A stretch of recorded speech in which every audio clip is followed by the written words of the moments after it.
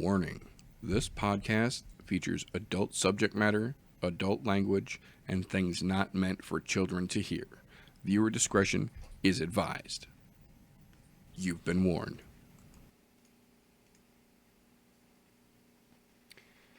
Hola, hola, ¿cómo estás? Buenas noches. Mi amo es Midre. Sorry about that. Had the SAP button on. Welcome everyone. Welcome to the latest episode of the I'm No Joe podcast, the show where every armchair quarterback can feel like an Eddie Bravo. Thank you, ladies and gentlemen, for tuning in to this latest of episode under these crazy circumstances we are living in these days. We are here for your source of all punchy, kicky shenanigans. We will help you through these crazy times we are living in. And to help me do that, I've got a wonderful pair of folks here to help me this evening. First and foremost, the freshest guest a man could ask for, Mr. Fresh03 himself. How are you doing this evening, good sir? Doing all right. Got a nice little nap in this afternoon, so I'm ready to face the world. Nice, good deal. And then, as it were, more often than not, across the octagon from me, my Wednesday night compatriot, my combat shit-talking homeboy, the one and only Golf T Vapes himself. How you doing, sir? Before I answer that, I just want to know what the fuck is a nap? Who gets those? People where who do I don't have... The single guy with no kids. Yeah, I was gonna say it. I think it's a requirement to not have small children running around your house. Well, guess I'm fucked. But that note, I'm excited. Fucking shit starting to pile into a very large ball that's just gonna explode in fucking greatness, and I'm excited. Indeed.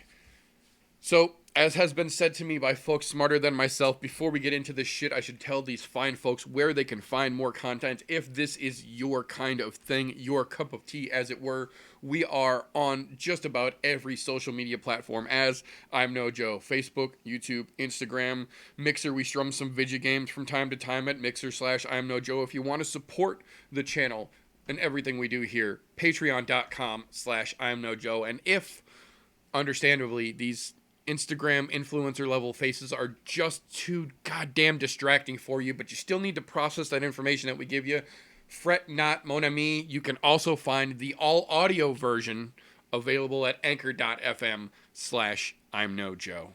So, with that out of the way, we have got a very potentially great show for you this evening, I guess would be a good word for it here. We have had a small slew of announcements in the world of combat sports, as well as a couple of things from last weekend that we will touch on real quick here. First and foremost, probably the most important announcement, part of the reason for the namesake of this particular episode, part of what we're going to be doing this evening. We did get an official announcement this week. The UFC is officially back. 3 dates. Never been done before in this style. 3 dates, 1 week. They are going to dump all of the fights that we can handle on us.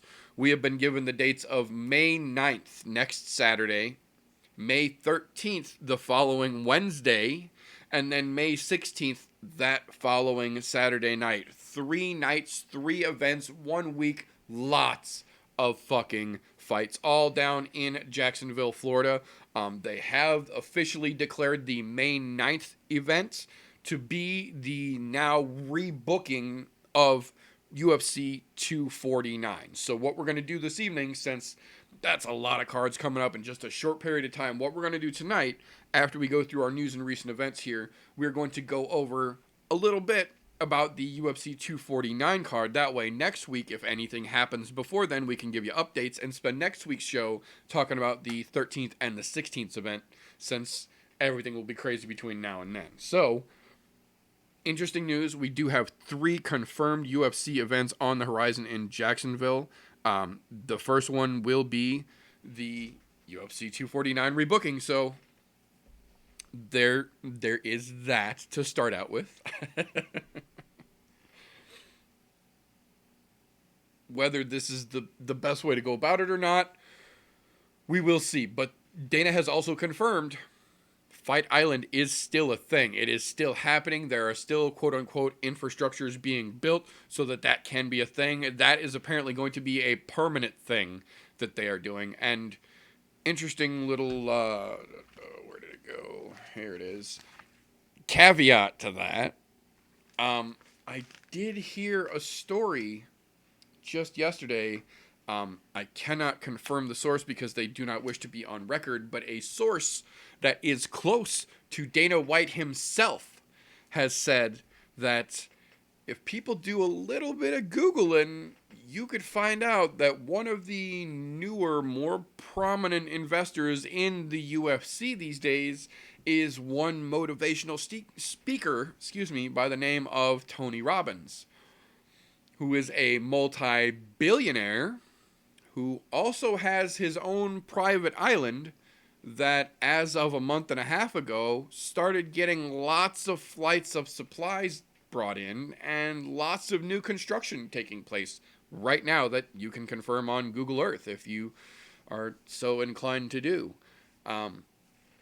Again, not a confirmation, just some food for thought. We now officially know that at least one person who has a viable stake in the UFC and a private island and conveniently timed construction taking place on that island is a real thing. So as much as everyone wants to joke about Mortal Kombat, we might fucking be there. we're getting more and more pieces coming together.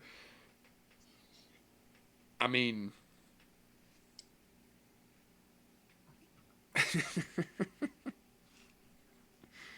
it's gonna be interesting. It's gonna be interesting to see how this unfolds.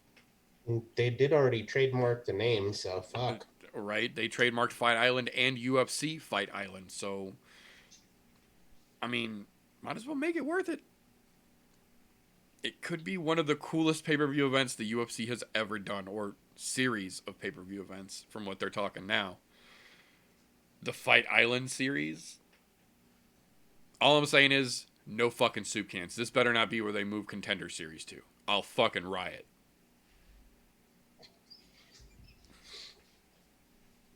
But, moving along from there, we found out this afternoon that even though UFC 249 has now been moved to May 9th, even when it was still set originally for the April 18th Brooklyn deadline, once we had Khabib run away and hide out in Russia, and it had been confirmed that it was going to still proceed as Ferguson versus Gaethje, Ferguson knew the whole time that this was the plan, but apparently Justin Gaethje never got the confirmation that the fight was a go and the fight was headlining the card until someone had sent him the poster that Dana released.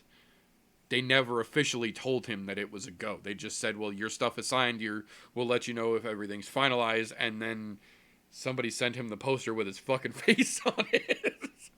So that's a little bit weird, aside from how weird everything else about this card is. It's a little strange to hear that the guy who is half of the main event didn't know he was going to be the main event officially till after it had already been released and announced. So I have this strange itching suspicion that he was blowing smoke up people's asses when he said that. Look, we've heard of the UFC doing some pretty shoddy shit, like releasing people and not telling them they're released and having somebody else tell them they're released while they're on promotion. Right. Yeah. But you already inked the contract. You know the fight's happening, period. The second you ink it, it's done. It's just a matter of to be determined place and time. Ordinarily, that might be the part that he meant to tell everybody was, okay, they didn't tell me the place and time. Okay. Right. Still, you inked it, said you're going to fight him. Right. You start training like you mean it.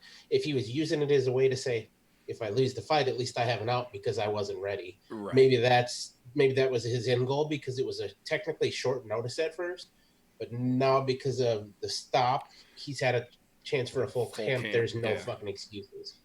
Well, I think ordinarily, I would 100% agree. I think under the current circumstances that we're in, being as how we knew April 18th wasn't going to be 249, at least in Brooklyn, before April 18th got here, when Calabib got locked down, hiding out like a bitch weeks before that. Talking. I So believe the term you were looking for is Floyd Mayweather. it was right on the tip of my chickeny tongue. I couldn't quite get to it. But when we knew weeks ahead that it wasn't going to be, at least in Brooklyn, that was still the point where Brazil had just squeaked by with no one in the crowd, and we still didn't officially know if we were going to get it on April 18th or not. And I think, at least to give him the benefit of the doubt, that's kind of what it felt like when he said that they were still in talks of maybe having it, maybe not having it, maybe moving it, not being able to move it, not quite 100% sure. And I think he was kind of rolling with it's probably not going to happen. And then they announced that it was still going to happen, and he was taken by surprise. To continue to play the heel here on this one, because this kind of shit pisses me off. Right. Understandably. One, who the fuck is your management that's not doing what they're supposed to be? He's the rat. Two, don't you, last time I checked, don't you have a social media account? Oh, yeah. You can check your shit. Stop with your bullshit. Well, that's all I'm saying. You have a management. If Ali lets him check his own stuff again. Okay, maybe his management team's running his social media, but from some of the shit I see posted, that's obviously his. Right. I'm not even going to try to give him the benefit of the doubt on that one. Right. It's not worth it at that point. But no, there's more than enough reasons that he should have known. But you know what? I get it. Sometimes shit happens. We're in strange times. Right. Let's just say this is part of a fucking weird, strange multiverse happening where some fucking shit happened over here. Right. But he didn't know it because he was in a different timeline. Right. He was too busy butterfly wing flapping over here. He was too. Oh, I bet he was too deep in camp, just in case, and no one actually told him that the camp was for something. Right. He was just too busy training to make sure. Go. To take too down. Okay, yeah. I bet that's what happened. You know what it was? He moved his camp. And to take this down a bit of a nerdy path, his training camp was moved to Fillory. And nobody had a way to get in contact with him because they ran out of rabbits. See? It all makes so much sense now. It's totally plausible. I get it. Sorry, Justin. We jumped the gun. We were okay. My bad. On it. I'll retract my statements. Yeah. But moving along from there, little bit of a recap from this last weekend's Submission Underground 13. Just a quick little top 3 rundown. If you didn't get a chance to catch that yet, holy shit! As these videos start to roll out, the Mandalorian and I think he's got the whole thing up. The Mandalorian and I caught that live, and we're just fucking dumbfounded at how quickly they managed to put that event on, like as compared to a UFC event where you literally see them stall and buying time in between walkouts and in between announcements, and you can literally feel a general UFC event, at least the previous ones, kind of drag on when the action isn't necessarily the most exciting in between times. That was not the case with Submission Underground 13. And Chael has actually come out to say that part of the agreement with these guys to put these events on during the reunion tour times we're living in is it's actually in the contract. You are not allowed to be in the building until you are actually on deck and up next to compete.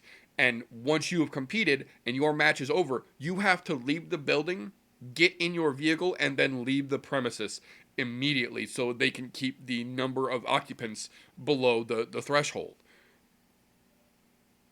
They moved.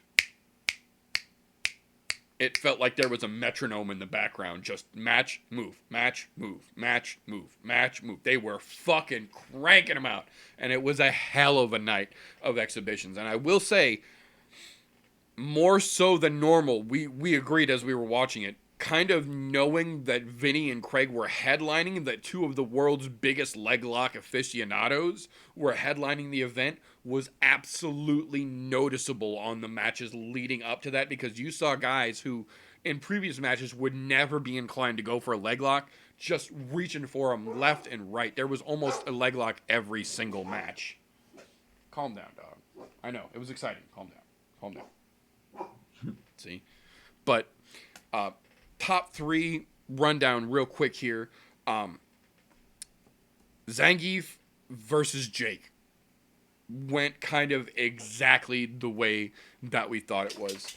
We've come to find out since then, a little bit of that was kind of Chael's fault, because generally when they set these up, they try and keep everyone within a fairly close range, even though these are all open weight contracts. So you can show up on game day weighing whatever the fuck you like. It's all on you. But in the sense of fairness, Chael tries to keep everyone matched up fairly close in weight. Well, he had forgotten to check in with Gabriel Checo over the last couple weeks, because things had just kind of been crazy, and just kind of assumed that at some point in time in the prep that the two camps would talk to each other and figure out what weight they were going to be close to, and everyone would work themselves out. And I guess Jake Ellenberger showed up about 180, 185 pounds-ish, looking, fairly lean, good, nice and in good shape. And then Gabriel Checo walked in with Vinny Magalhaes, and they look like 245-pound twins. So, aside from already being behind the 8-ball going up against Zangief, the fucking craziest black belt on the show, he started that match down what Chael had estimated in hindsight to be about a 30 to 35 pound deficit on top of everything else. But to his credit, Ellenberger went out there and put on a hell of a fucking show, gave everything he had, but you could very much see it was kind of exactly what we thought it was going to be. Ellenberger came out and was trying to use strength and wrestling and more power than technique, and Zangief had that fucking crazy quick finesse and just too smooth of a technique, and Zangief did what Zangief does. And that's where everything that we kind of predicted stopped and went out the window and came back to Bizarro Land, because when we get to Boogie, Richie Martinez versus Mr. Van Zant, nothing fucking makes sense anymore. It started out exactly like we thought it was going to be. Austin came out and was very brutishly trying to bull in a china shop out strength Richie, who he also had probably 30 pounds on. But Richie, being Richie, immediately put his ass on the ground and went, cool, you want to use strength? Bring it to my world, motherfucker. Let's see how your strength work. And surprise, it fucking didn't. But where Mr. Van Zant did get his advantage is that this match went to overtime. And in overtime, we go by EBI rules. So there's a series of back and forth exchanges, and one person gets to determine who goes first. The other person gets to determine what position they start from. They start from a stopped seated position, either taking the back from a seated position or over the body for an armbar crossweb position. Well, this is where Austin had his time to shine, because in the first match, Boogie went to lock him up and he literally shoved off, got a quick out. Good on you. Then they roll it back and he gets Richie, and as Richie's going to move and transition and try and set him up for a rubber grab, Austin caught him and locked him with a head and arm under the neck and just cinched it up too tight, and Boogie gave him the tap. We saw Boogie Martinez get tapped by a brown belt who barely knows how to spell the word submission with cheat cards. And to his credit, Boogie, still being the fucking class act that he is, gave all the respect that he could to Austin, shook his hand, and, admitted to the feed, gave him his moment and shit. But it was, I hate to use the term fluke, because there's some other things that we'll talk about later that it'll apply way more to, but it was very, very generously given in the odds of ratios, I would say. The percentage of that happening any other time, or that being a planned thing happening, very, very slim. But he won. He tapped Boogie, so like I said, despite how I feel about people, credit is where credit is due, and he got the tap, so Mr. Van Zant got his win. Which brings us to the craziest match ever that the grappling world waited in bated breath to see unfold. And again, started kind of exactly how we all thought it was gonna. Was a little bit of a feeling out process, not much, and then sure the fuck enough, it went to the ground and Craig was trying to take Vinny's fucking leg home with him. And we couldn't really see it so much in the moment. In the moment, what we see is they're on the ground, they're locked up, Craig's going at Vinny's ankle, Vinny's grabbing one of Craig's ankles, they're rolling back and forth, they stop. The referee's still 10 feet away. He didn't stop them. They just stopped. They kind of look at each other, you see them say something, and then they kind of go back into it. Like they were having a little conversation and go back at it. And they're rolling again, and they roll over, and then they stop. And then they call the referee over. And the referee walks over to the two of them and turns around and then calls the match off, says it's over. Everybody's like, what the fuck just happened? And then we get the slow motion replay. And we get to talk to the two of them. And we get to see what happens. And in the heat of the exchange of leg lock attempts, Craig Jones quite literally took Vinny Magalay's ankle and bent it 180 degrees and then twisted it. And it popped 3 separate times in the process of doing that. The third time apparently sounded like a gunshot going off in the grain silo where they were. Even the referee commented about it, apparently. At which point, Craig, being the gentleman that he typically is, stopped and went, "That's hurt. You hurt. That's hurt. I just broke your ankle." To which Vinny responded, "No, you didn't. It does that all the time." The bone in Vinny's ankle was pushing against the skin and about to break through. He never so much as winced or blinked. The most poker face in history. You watched his whole ankle go and twist and pop. He didn't have the slightest change of expression on his face at all. And then after the match, because clearly that was it, they're not going on after that. Vinny said that he knew it might have been in trouble after the third pop, but he just wanted to ride it out till the 5 minutes was over and they went to overtime. He wasn't actually going to compete in the overtime segments. And then just to demonstrate how freakishly fucking agile and limber Vinny Magalay's body actually is, standing on the ankle that got popped, which is now the size of his thigh and turning purple. He plants his butt on the stairs coming out of the octagon, grabs his other ankle, the good one, and spins it 180 inverse to show you this is normal. I can turn my entire joints backwards. Doesn't bother me at all. That one that you got, you definitely popped it. It's hurt. But that's nothing out of the ordinary for me. I wasn't going to tap for that. Like, you definitely didn't get me there. So, props to Vinny Magalay's for being one of the toughest SOBs to compete in the world of combat sports. But, obviously, given the injury, they stopped the match and Craig is determined to be the winner. So, that unofficially puts Craig Jones at the top of the heap as far as the grappling world goes. So obviously that immediately lit the grappling world's news circle on fire, and go figure, Gordy Ryan wants to run this back. He wants a chance at him. Vinny obviously says that he will be back for the May 31st Submission Underground event, ankle ready or not, because he's a fucking lunatic like that. But Chael has said that being Craig is now the top of the grappling heap, and through no fault of his own, he had to relinquish his title previously that Rafael Lovato Jr., who has recently been medically cleared to start competing again, gets first dibs at Craig Jones at Submission Underground 14, May 31st, if he would like it.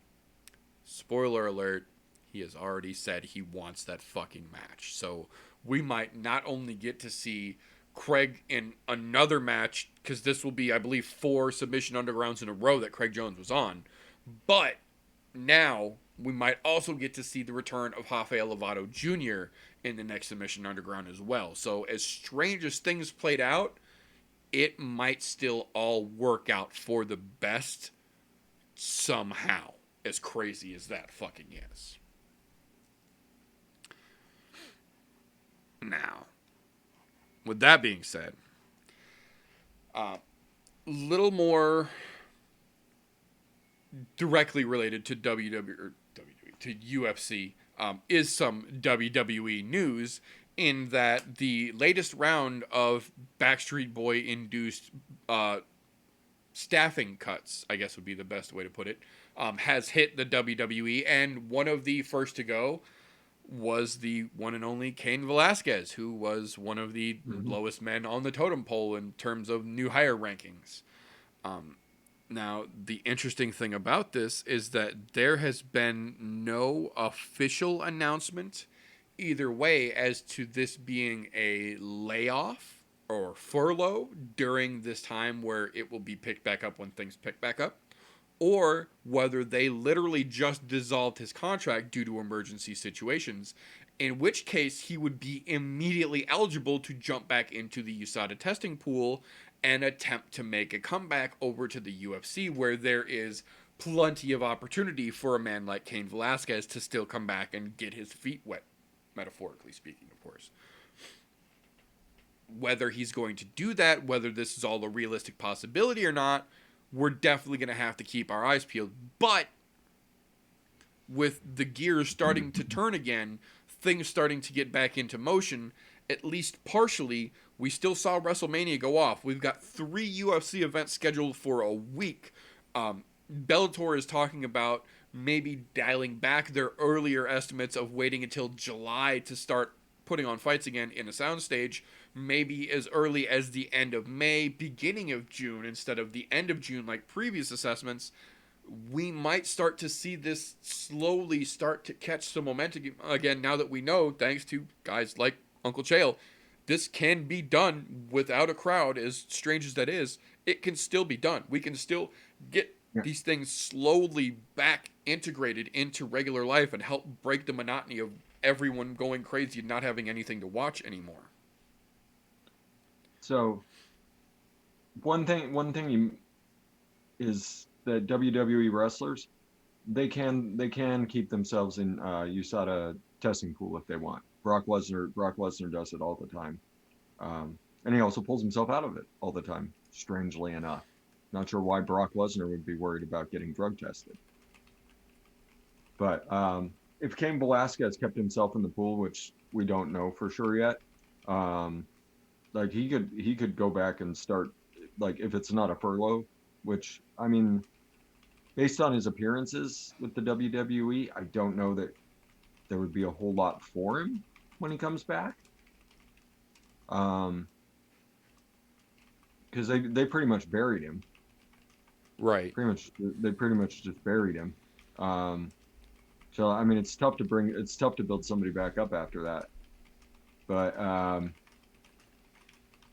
yeah, I mean, he could be back next couple months if he wanted to, assuming that he kept himself in the drug testing pool. Right. This wasn't his long-term plan, which I sincerely doubt it was his long-term plan. I was just gonna say, I don't know that it really was. Yeah.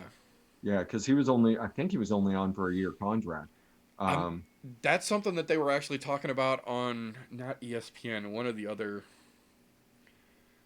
all sports Sirius XM channels that I was flipping through yesterday, was talking about the fact that Cain never originally signed with the WWE. When he quote unquote retired from UFC to go wrestling, he had signed a 1-year exclusive contract with a small promotion down in Mexico to luchador wrestle under a mask. The WWE picked him up from there.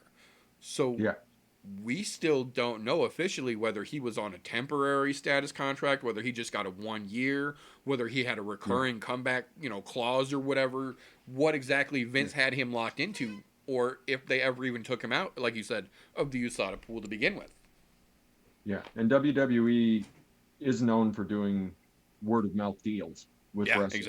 exactly. They have a But very, there may very be prominent history for that. Yeah, there may be no paperwork at all. Yep.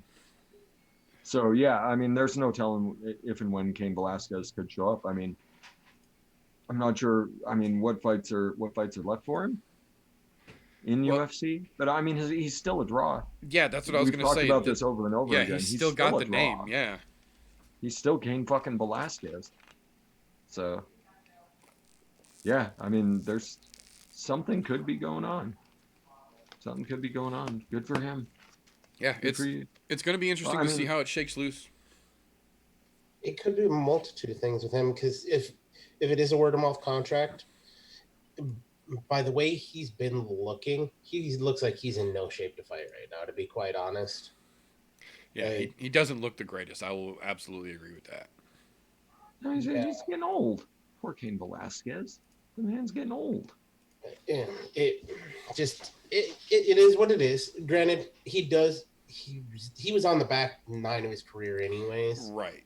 When he left the UFC, but he still had a couple of good fights left in him, I think. Right. And I say I think, being relative, because it depends on who he was fighting, whether they were going to be good or not. Right. Well, and there's also still, ironically, same show that was talking about some of the stuff earlier, was talking yesterday about we still have not been able to get any kind of definitive confirmation whether Kane's knee legitimately had an issue in that fight versus Ngannou, or whether it really was that short hook that you saw. He definitely clipped him with a short punch. It landed. The question is, was there enough on that to put him down sideways like he went, or was it also partially the knee? Because Kane won't talk about that anymore, and Francis won't either. They both say it's in the past, it doesn't matter, we're talking about now. That could be a very strong indicator if that really was his knee and Francis clipped him, but didn't clip him and drop him, just clipped him as he was already hurting himself and doesn't want to, take away from his own victory or try and downplay Kane on it. So we could very well still have a very viable Kane, but on the other side of that, it is absolutely 100% possible that Kane has been faking the last fucking year and a half and should have stopped long ago, and we don't get any more Kane, rightfully so. To give him the benefit of the doubt, let's say it was the knee that really fucking did it in. Because he obviously, you saw the way he went down on that knee, it was fucked. And at this point, he's had more than enough time for that thing to heal since that fight. Right. So if he did want to come back, now would be the fucking time. Because right now, there's a plethora of fights that can possibly happen. Ever. And because he has a name and a former champion name behind him, guess what? That's all the more reason to bring him back in, because that's going to sell. Well, that, and if you think about it, his former anti-hero, for lack of a better terms, his former better counterpart in a trilogy of fucking great matches that helped set the heavyweight standard back in the day, has just announced that JDS is actually, aside from the weird pedo stash that he started growing for some fucking reason during quarantine, he's cutting down, and posted a picture yesterday of him with like a 12-pack abs, looking thin as shit. JDS is testing the waters at 205. He's talking about going down now, thinking that, or his logic at least from what he was saying, is that he never tested 205 during his career because he was just doing well at heavyweight and felt good. He didn't feel there was any need to test it, but at this point, realistically, JDS has kind of exhausted most of his options at heavyweight as well. And if the body can go, JDS's problem was never really his chin.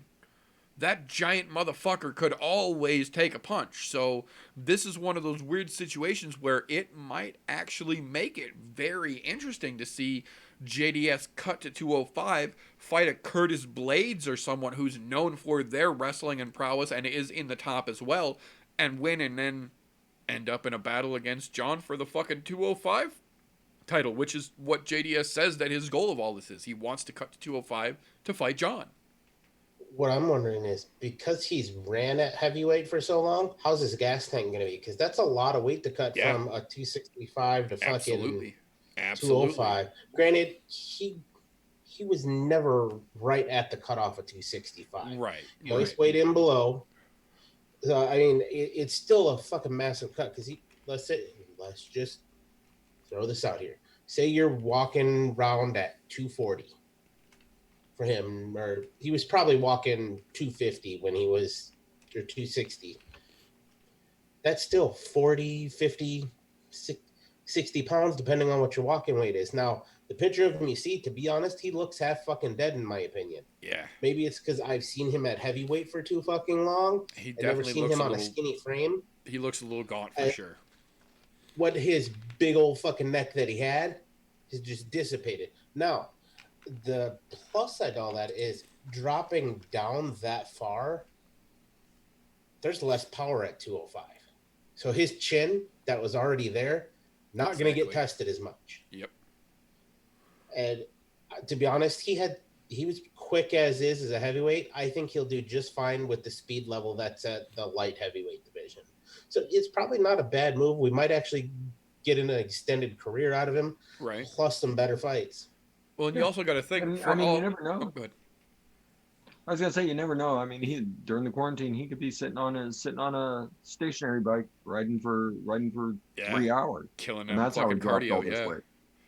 And he could just be building that cardio and not beating his body up. Very true. Like that's a way to go about it. Is hit that stationary bike, not beat your body up, and just Work just the cardio cut, for days. cut Yeah. and cut. You know, that's kind of what happened to me. Took me a hell of a lot longer than it took him, but yeah, I mean, it's certainly a possibility. Build up he might show up with a better gas tank. Right. Well, and what I was going to say He was needed that to fight 205, but right.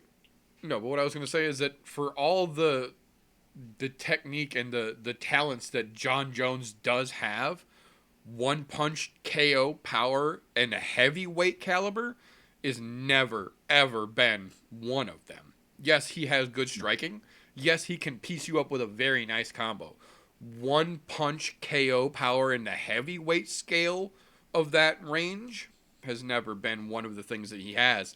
Whereas JDS has been known, if he catches you with that one big step off, it doesn't matter who the fuck you are, he can put you to bed with it. And if he brings even, 75% of that power with him down to 205 in a world where guys are not used to getting hit that fucking hard, he could make a real big fucking splash, man. He really could. yeah. I don't know how long he would kick around 205, but I mean, you get him a good fight to see what he looks like. Exactly. And Test the waters, man. You never know. Yeah, I mean, if he's still rocking that power, if he's still rocking power, quickness, showing a gas tank, take somebody out, why not? Why not throw something at John Jones? Like right? at this Something point, he's not expecting. He can't train for. Yeah. It'd be fun to see. I think it would definitely be very interesting here. What I think would be interesting, good fight for him, Thiago Santos. That could be very interesting as well. That dude's fucking. He's got power leg kicks for days. That would be a fucking interesting matchup between those two. Yeah, and that power would definitely be pretty fucking balanced too. Yeah, I think it would be comparable to JDS's boxing. Those two would put on a heck of a fucking freak show, I think. Not to mention, we know Santos, he ain't gonna quit, even if his fucking knee is blown out. Yeah, no shit. Interesting as well. Yeah. Well, definitely, again, one of those things that is going to be worth keeping an eye on, because no matter how that shakes loose, JDS getting in, at least in the conversation for 205, has already started shaking shit up in the world. There's already, aside from our little fucking show, the pros are all over this fucking picture of JDS in the bathroom looking fucking svelte as all get out right now. So it's going to be interesting to see what he does with it, to say the very least. Couple more interesting announcements here. We found out just today, actually, through a very weird series of information channels that Cowboy Cerrone and his wife are officially expecting their second child. They inadvertently found out because of a mix-up in a mailing list situation. Their gynecologist, baby doctor, feller, whatever terminology applies to this particular area, looked at the last sonogram that they did and went, oh yeah, no, that's totally a baby little boy. Here's his little baby penis. And then sent that picture with that information to Cowboy's wife, even though they didn't want to know. They just wanted to wait until the baby got here. As long as it was healthy, that was all that mattered for them. But turns out, goof up in an email list, checkbox somewhere on a fucking subscription list or something. They got the news early, so we got the news as soon as they did. So congratulations to them. They are now officially expecting Riot Cerrone in the fall to run loose with Danger Cerrone. Danger and Riot, fuck. Yeah. Danger and Riot Cerrone. If they come with a third, what are the names on tap for a third there? Right? Because that's a hell of a pair. The bar is set pretty fucking high. Just saying, if you have to be that kid's those kids' school teachers, Right? fuck. Right? That's exactly what I said. Is like those kids are being set up to give teachers a nightmare for a good couple of years. But Oh, you know, what are you gonna do? Right. Nothing. I'll go play on my dad's ranch. Piss off. Right? Fuck you, bitch. I'm gonna go drink all the Monster. Right. Yeah, ironically, as they gave him a delivery this afternoon for the new Chasing Danger saloon they built on the BMF ranch, Monster sent him 3 new refrigerators full of Monster everything to put in the saloon today. He did a little video on Cowboy's Instagram showing the truck showing up with the new fridges and then cases and cases and cases of Monster. So Danger's got no shortage if he needs one. Interesting announcement here on the other side of the world. Officially, Vitor Belfort has signed with 1FC. Due to this reunion situation that we're dealing with, they have had to now twice push back his debut fights, never actually announcing who it was going to be, just that they had booked a debut fight for him, and then subsequently both of those events have had to have been canceled since then. But they are official now. We have an opponent. We just now don't have a location or time because of the way things are going. But the contract is signed, apparently. Vitor Belfort will be making his debut at heavyweight in 1FC against Alan Galani, the 300-pound heavyweight who can do full splits and yoga. The possibly most agile big man in the world. I wish Vitor the best of luck, and am quietly and sadly anticipating his funeral announcement.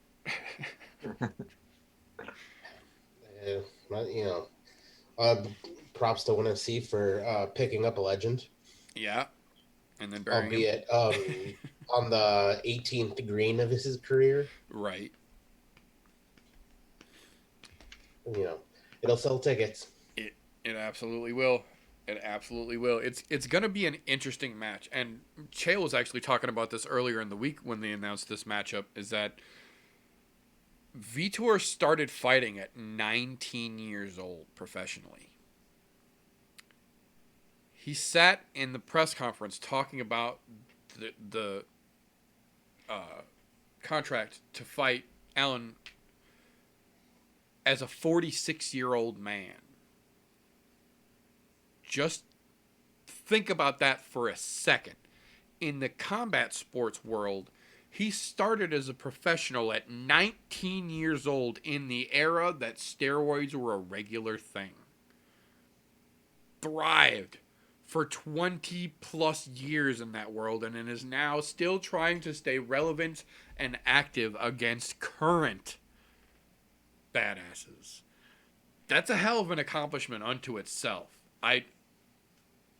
There's not many guys that are going to be able to hold a 25-year run in combat sports, realistically.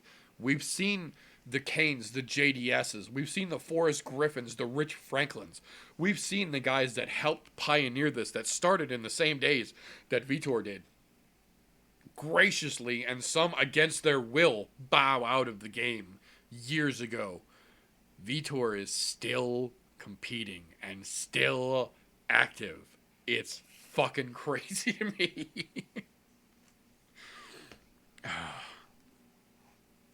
I wish him the best. We're just going to have to see how it shakes loose. Be interesting to see what shakes loose. He stayed in the game this long, taking the shots that he has. Yeah, he's no spring chicken, and it's not like he's had easy fights through his fucking career either. No, he's had the definition of fucking slobber knockers in there. Yeah. So, one more little piece, and then I want to go over a couple of miniature breakdown announcements, so to speak, for the upcoming fight nights, or whatever the fuck they're going to be called. And then we'll get into some 249 talk here in a little bit. We did get kind of a weird back and forth between an Ariel Helwani talk and then an ESPN MMA live talk and then just an Instagram live back and forth, a bouncing around of kind of playful jabs that have seemingly turned into a thing now. It's another kind of example of how the internet is making the fight world very different in the modern day than it was when things were first getting established. It looks, for all intents and purposes, including the comment section contract that he wrote up himself to confirm this, that we have Robert Whitaker versus Darren Till at a catch weight of 195 pounds, set to go down August 15th at UFC Dublin, if it still goes down to UFC Dublin. They have verbally agreed to fight at a catch weight, and instead of training during fight week, to pair up, go out, and I quote, chippin', dippin', and drinkin' in Dublin on Darren Till's dime, and then after the fight, become bar buddies. That might be one of the greatest things to fucking ever happen if that actually happens. I love it. I fucking love it, man. Oh, that's a Step Brothers moment. Did we just become best friends? Yeah, it really is. And it's weird because it all came about originally because Robert Whitaker was talking with ESPN MMA about the last time he had pulled out of a fight against Jared Cannonier in the beginning of April. They originally had announced that it was a medical issue that had pulled out.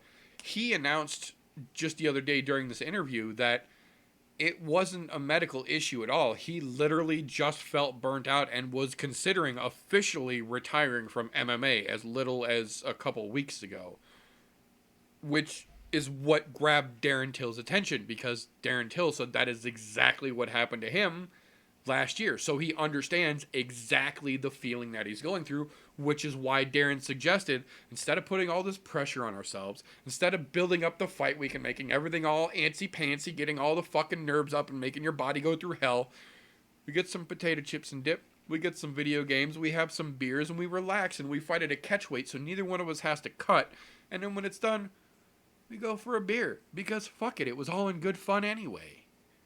Yep. I like it. I fucking like it. I think my favorite thing was him, the Photoshop of Darren Till holding the bag of fucking Doritos and you in. I was like, yes. Yes. It's already turned into a very beautiful back and forth. They're both on board. They're both good-hearted about it. I fucking like it, man. I like it. Dana, let's go ahead and we'll bypass you completely. Right, yeah, you're not needed in this at all. Just print the fucking contract and send it to them. They're both on board. Yep. I have this strange... And it'll be entertaining as fuck. Fuck yeah. It will indeed. I have a strange sneaking suspicion. The way that Darren Till has become I'm gonna say it right now, he's become a master of the social media. Oh yeah. When it comes to getting things out there. His star power fucking going way up because of it. because of the outlandish shit he says, the stupid shit he comes up with. I mean, fuck the amount of eggplant emojis that you see running around on his pages. Not to mention the last year, the big thing, Yoel. Well, yeah. Oh, Look, I want to fight Yoel first thing, and then next post. What the fuck was I thinking? right. He's masterminded this shit with probably not even realizing he's doing it. But Yeah, he's a smart enough dude. He's a smart Yeah. enough dude. He knows what he's up to. His screaming at his phone video for Israel Adesanya the day after Israel Adesanya publicly dismissed him on Ariel's show was pretty fucking genius. The bright red screaming, "I'm fucking coming for you!" Like, you watch that shit and got goosebumps. Like, that's authentic. Like, that's very well planned. I think he knows what he's doing here. he is self-branding so fucking beautifully. Fuck yes, he is. And the best part is we know exactly which song he's gonna come out to every time he fights. You don't have to guess. Ba, ba, ba. That's right. We'll all be singing along with him. Doesn't matter who he's fighting. Yep. And then this now with him and Robert Whitaker, fucking brilliant on both of their parts. Yeah, I agree. I think it's going to be very, very nice if they actually let this happen for us. You know, if it does happen, maybe they set a precedent for other fighters to do the same type of shit. I'm just saying, a little bit of fun to be had, and Yeah, and I mean, they're two very, very good fighters. They'll go out and they'll put on a show. Yeah, it's going to be entertaining as well in the ring. Yeah. Yeah, and there's nothing wrong with having some fucking fun. There's absolutely nothing in the world wrong with having some fun. If you can get away with it in a professional manner, go for it. Well, you got to think, right. Cowboy and Connor was just at 170 so that they could have fun and neither one of them had to cut weight. Yeah. This is going to be at catch weight at 195 so that neither one of these guys have to cut weight and they can have fun.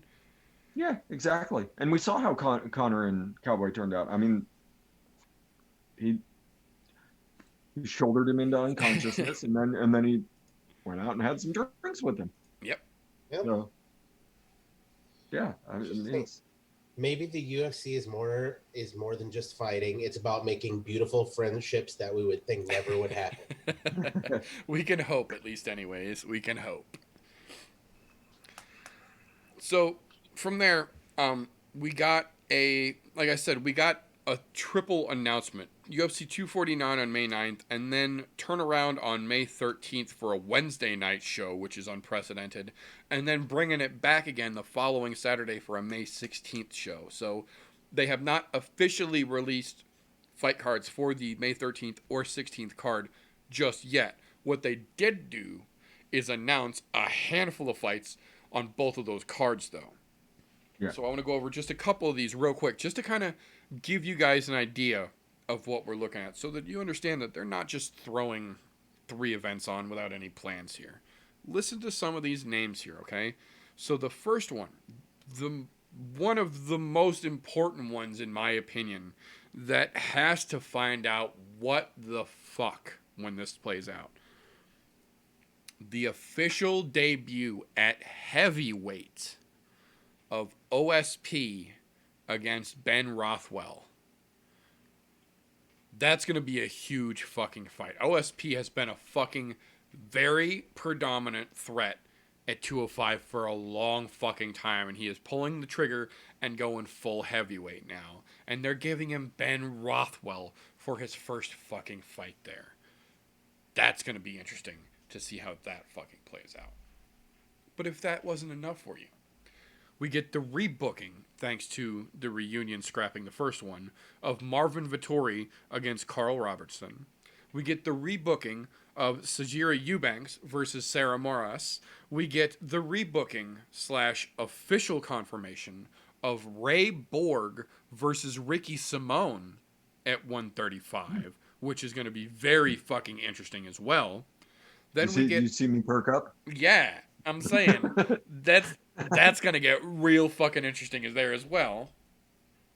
Then we get more grappling. We get Alexander Hernandez versus Drew Dober, which is going to be a very interesting match as well. And if that wasn't enough, Michael Johnson versus Thiago Moises. That's going to be an interesting matchup as well. That's going to be possibly Johnson's last match in the UFC if he can't get his shit together. Yeah. And Weiss is not an easy fucking fight to begin with as well. So that's going to be an interesting fucking night. And that's just what we know so far for the Wednesday night card. Then you flip over to the following, to the 16th, to that Saturday, the next Saturday's card. As of right now, Darren Damage Elkins versus Nate Landwehr, which is going to be another fucking grappling battle that's going to be interesting to see how it plays out. Eric, ya boy Anders versus Christoph Jocko, which is going to be an interesting striking battle between two grapplers. Edson Barbosa versus Dan Ige, which is going to be a jiu-jitsu battle that's going to be very fucking interesting to play out. And then the one as of right now that has me the most excited about the Saturday night card, the return of the 3-0 Song Yadong versus Marlon Chito Vera. That is going to be a fucking firework match in an octagon unto itself.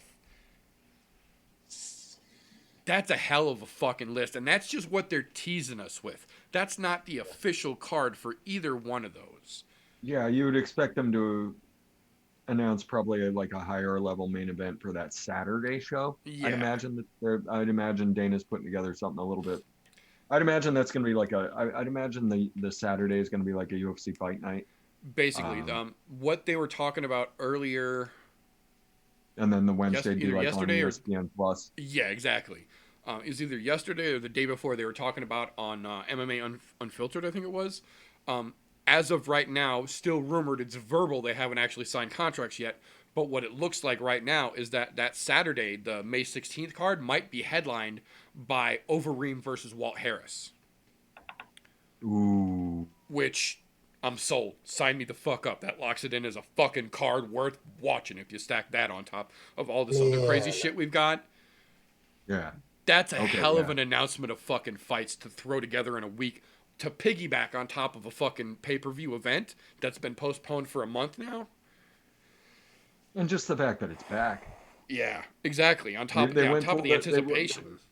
They went full WWE. And it's back. Yep. Yeah, it looks like that's how it's going to play loose. So I am very, very interested to see how this plays out and if they can keep these fights on there because, man, there's some interesting fucking names in that list. And that's just their teasers. That's not the big confirm reveal poster fucking status yet. So, I mean, everybody's going to be tuning into it. Right. Everybody. Yeah, I agree. 249 is going to sell it. It doesn't really matter who's on the card, but I mean, it's a pretty good card. So, I mean, ESPN, they'll do it. The Wednesday will be an ESPN Plus, and the other one will be a fight night. Yeah, that's what I'm guessing they're going to do. Yeah.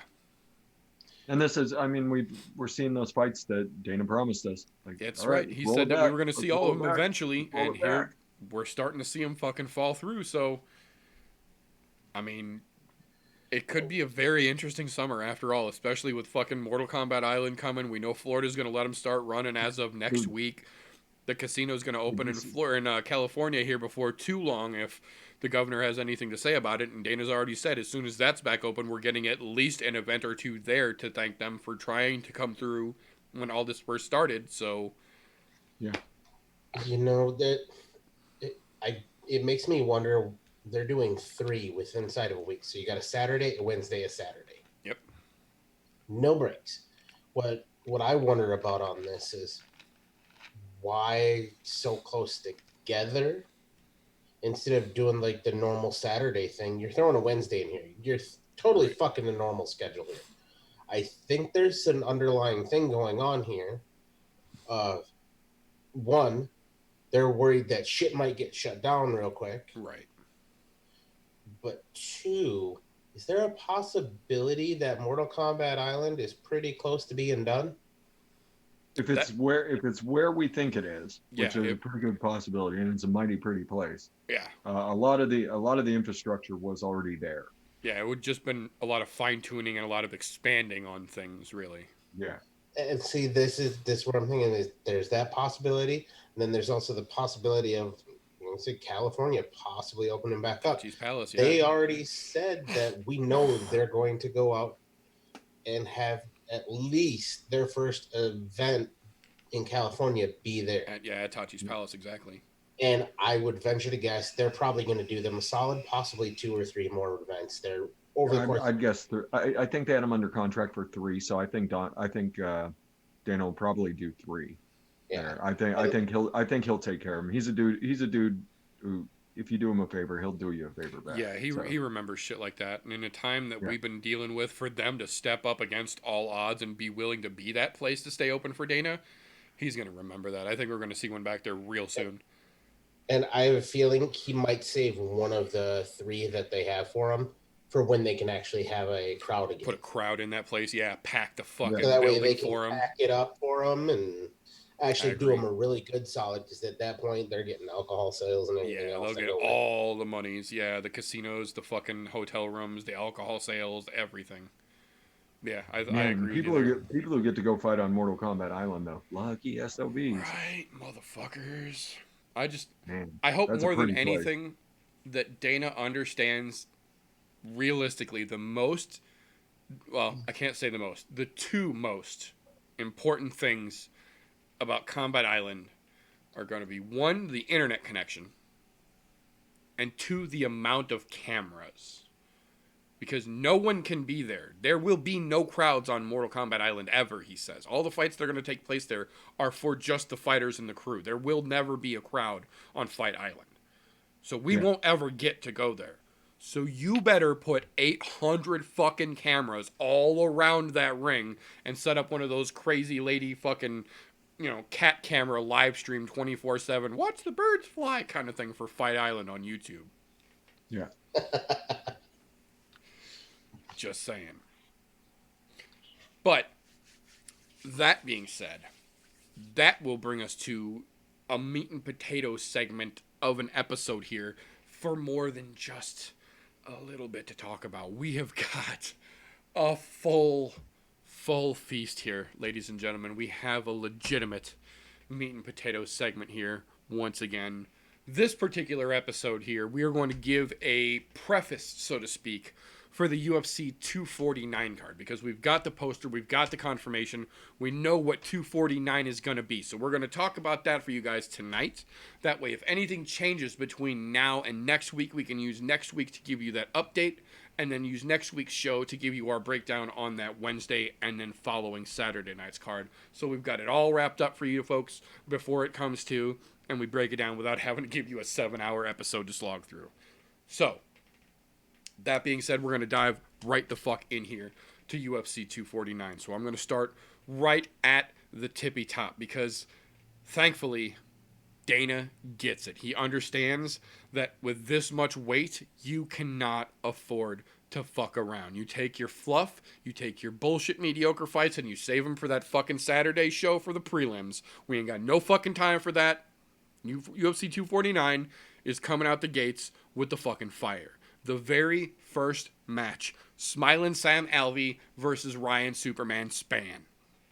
This is going to be fucking interesting. These boys are going to come out the gate fucking swinging. Smilin' Sam has been all over the UFC Instagram page, just itching, scratching, and clawing for a fucking fight before they line him up with Ryan Spann. And we have seen Ryan Spann be able to take a fucking punch, and that man has got some damn good grappling in his fucking pocket. We've seen Smilin' Sam have an issue when he starts getting thrown around. He can keep you on the feet and dance all night long, but we've seen him have problems when he starts getting thrown around, and that's exactly what Ryan Spann is going to want to do. And he's got the granite chin to be able to stand there with him and try and pull it off.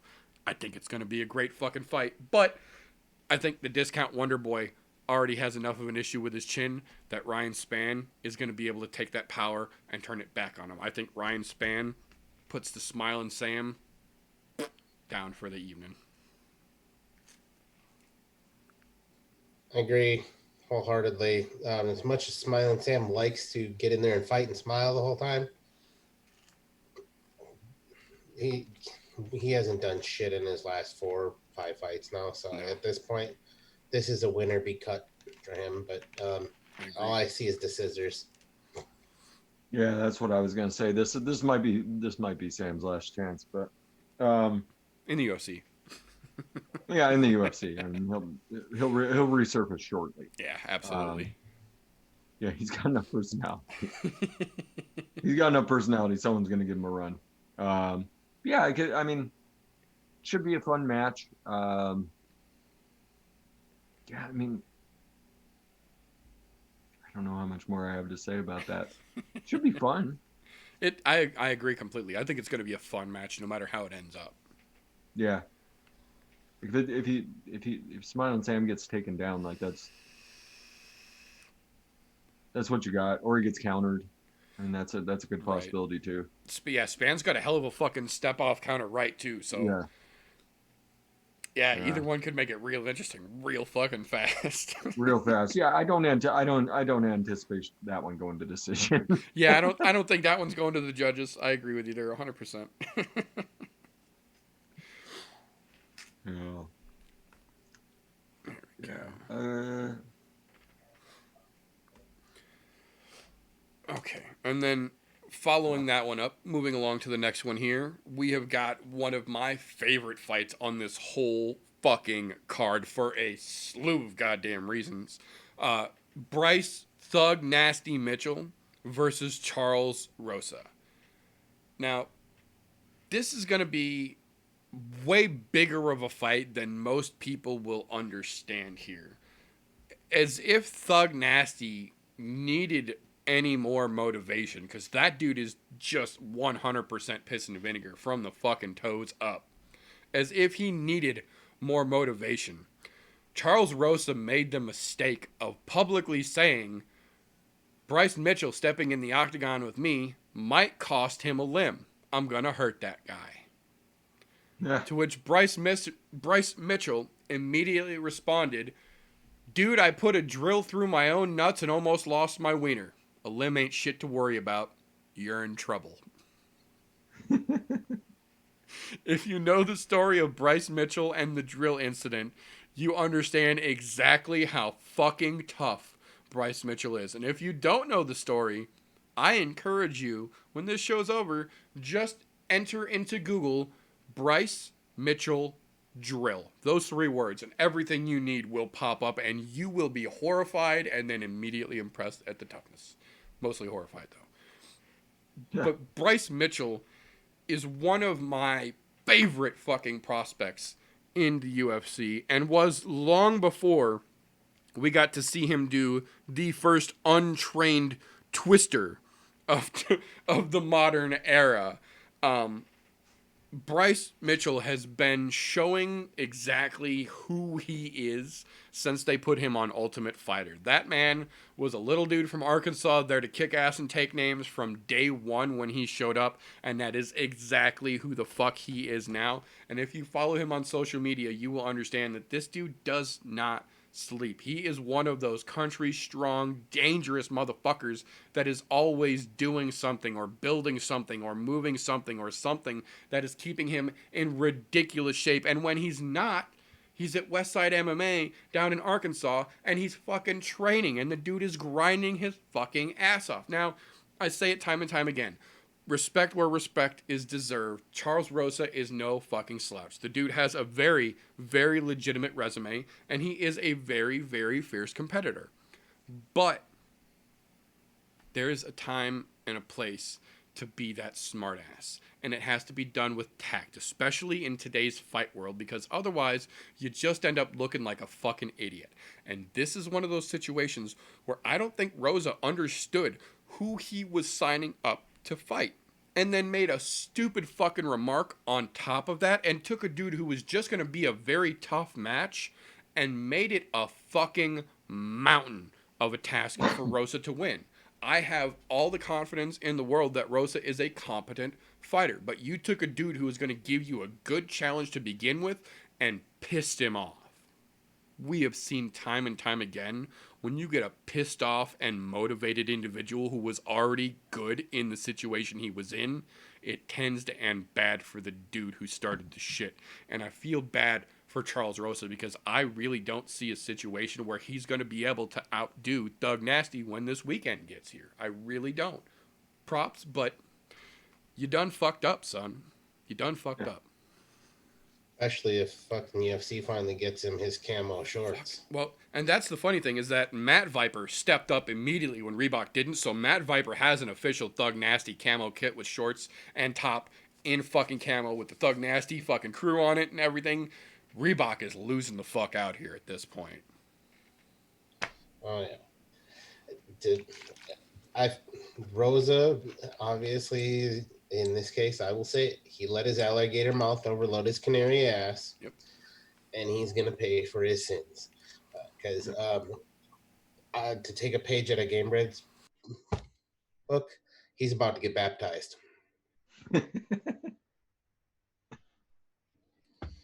Yeah, Bryce Mitchell's a fucking animal. He is honestly my favorite prospect. To be honest, I'm a little pissed off he's not on the prelims, that he's on the early prelims, because there's a couple fights I could see moved around on this card, but hey, it is what it is. We have to just deal with it as it is, because this fight card is pretty loaded. But either way, this is all Thug Nasty all day. And to be honest, I'm hoping, just by the odd, weird fucking chance that it happens again, that we get to see another untrained twister out of him. YouTube trained twister. He's trained. Let me rephrase that. YouTube trained. It's all this on YouTube. Let me try. That's Yeah. it. Yeah, this would be like the only thing I hope he does. Like, there's the off chance you come out too hot when you're really angry at somebody. There's the off chance, but I mean that's the only off chance I see here. Because yeah, you got to do dudes nonstop. Basie McBaserton. I don't want to get you strike. Right. You know, I don't think he's that angry, to be quite honest. Like, if you watch his social media feeds, he's having fun right now. Like, Yeah. Oh yeah. For the current state of what's going on, he's having some fun. And not to mention, he's definitely got stress relief with him lately. Absolutely. Absolutely. Yeah. I think it's going to be real interesting. And just for the record, when I say untrained twister, I don't mean that as an insult. What I mean is that he's formally untrained. He's YouTube certified by Eddie Bravo in the world of the twister. I don't mean that as a negative thing by any stretch of the imagination. What I mean is he's one of those dudes that by rights shouldn't be a twister kind of guy. But thanks to the modern age we live in and Bryce being smart enough to learn shit from YouTube, we got to see one of the craftiest fucking twisters ever on camera, and I, for one, fucking loved it. I think it would be cool as shit to see him pull one off against Rosa, but I think with Rosa being a black belt himself, it's going to be difficult. Cool as shit if it happened. I think it'd be difficult, though. Maybe not, because he might not expect it to be like, oh, I'm a black belt, so I can take him on the ground. And then next thing you know, he's all fucking contorted and going, right, twisted up and fucking laughed at. Yeah, that's true. There's a possibility, though. I agree. Be interesting to see how that one shakes loose as well for the end result. But wrapping up the early prelims after that, we will get a very, very unique set of fighters clashing in the premier early prelim air quotes fight. Vincente Luque versus Nico the Hybrid Price. This is going to be a very, very unorthodox fight. Both of these gentlemen have very, very deep toolboxes as far as skill sets go, but both of them are very unorthodox in their attack methods. I think it's going to be a very, very close match. There isn't really a whole lot of area anywhere that one of these gentlemen has dominance over the other. I think it's going to be real close all the way down. I just feel like Nico Price has that much more experience in the spotlight and under pressure than Luque does, and I think that in a situation coming up like this where we're looking at no crowd, we're looking at all eyes, but no one physically there, that's a lot of pressure to deal with for a guy as young as Vincente Luque in his career. I just think the advantage leans more towards Nico Price here, but I think it's going to be a close one either way. You know, I have to say this. This is where it tilts for me. Nico Price has he has the Yes, he does. he's knocked two opponents out off of his fucking back. That Marquez Brown elbows from the bottom too. Oh, fucking We'll face. do that. Nico Price is an unconventional. Vicente Luque is in his own right, but he's not the same. I think the matchup's fucking fantastic because of how unorthodox both of them are. Yeah. But I have to give the slight edge to Nico Price purely because we've seen him win in some spots where you're not generally supposed to be doing those things and pulling that shit off.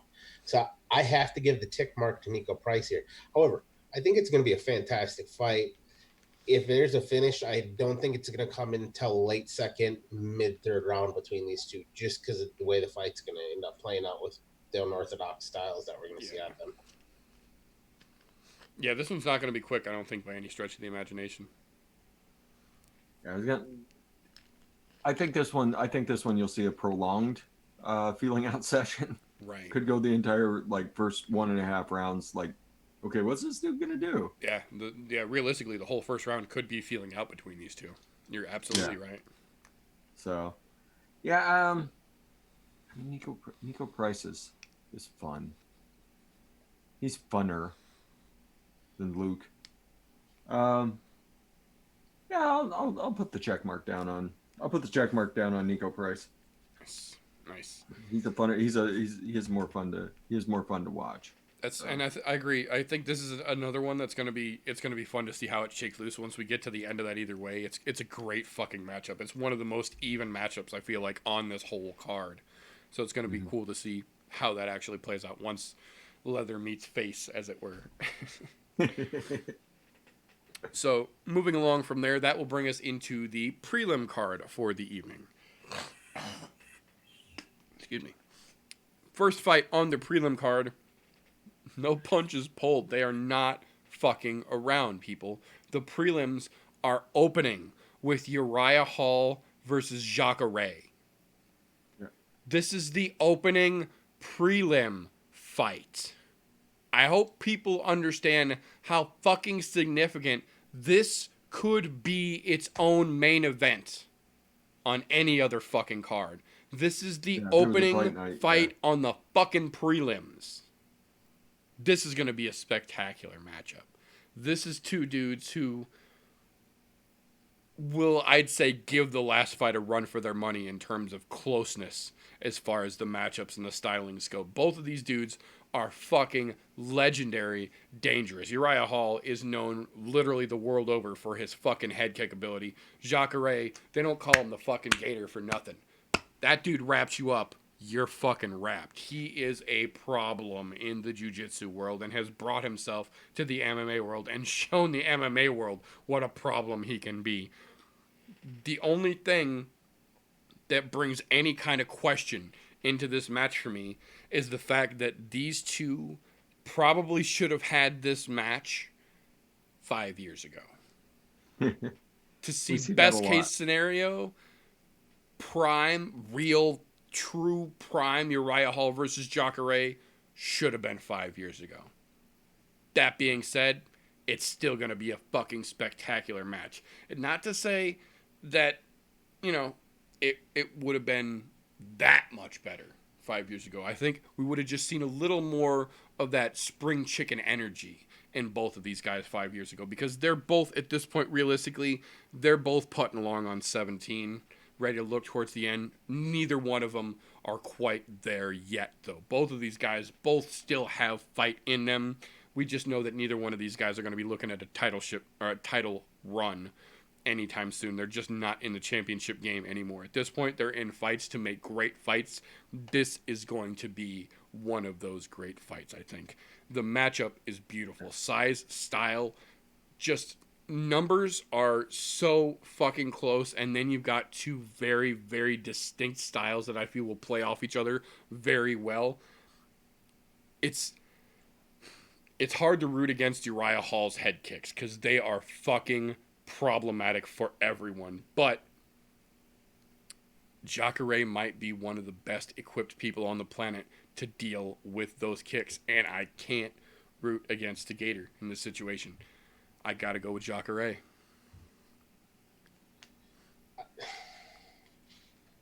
This is a tough fight for me to call for 2 reasons. One, we know what Jacare has done. However, he's 40 years old now. Yeah.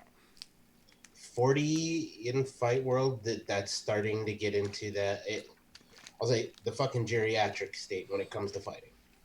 Legends League. You're saying my days as a UFC fighter are over? Telling you, mine are fucking about there too. So, but, time to start looking at coaching. Coach, that's it. But Uriah Hall, 35. He's technically speaking, he's in that weird downfall of where your prime is supposed to be in your early 30s. Right. But he's also one of those guys that's been fighting since he was in his fucking 20s, like Vitor as well, though. So yeah, he's got a little more road miles than the average 35-year-old, I'd say. It's true, but as does Jacare, though, because Jacare's been around for a long fucking time, too. True. So, I mean, the only way that I can that's the only thing that I can say between these two that makes me lean one way or another. Because I honestly don't know what's going to happen here. If Uriah Hall can keep it on the feet and not get caught and locked up by Jacare, he's going to win it. Yeah.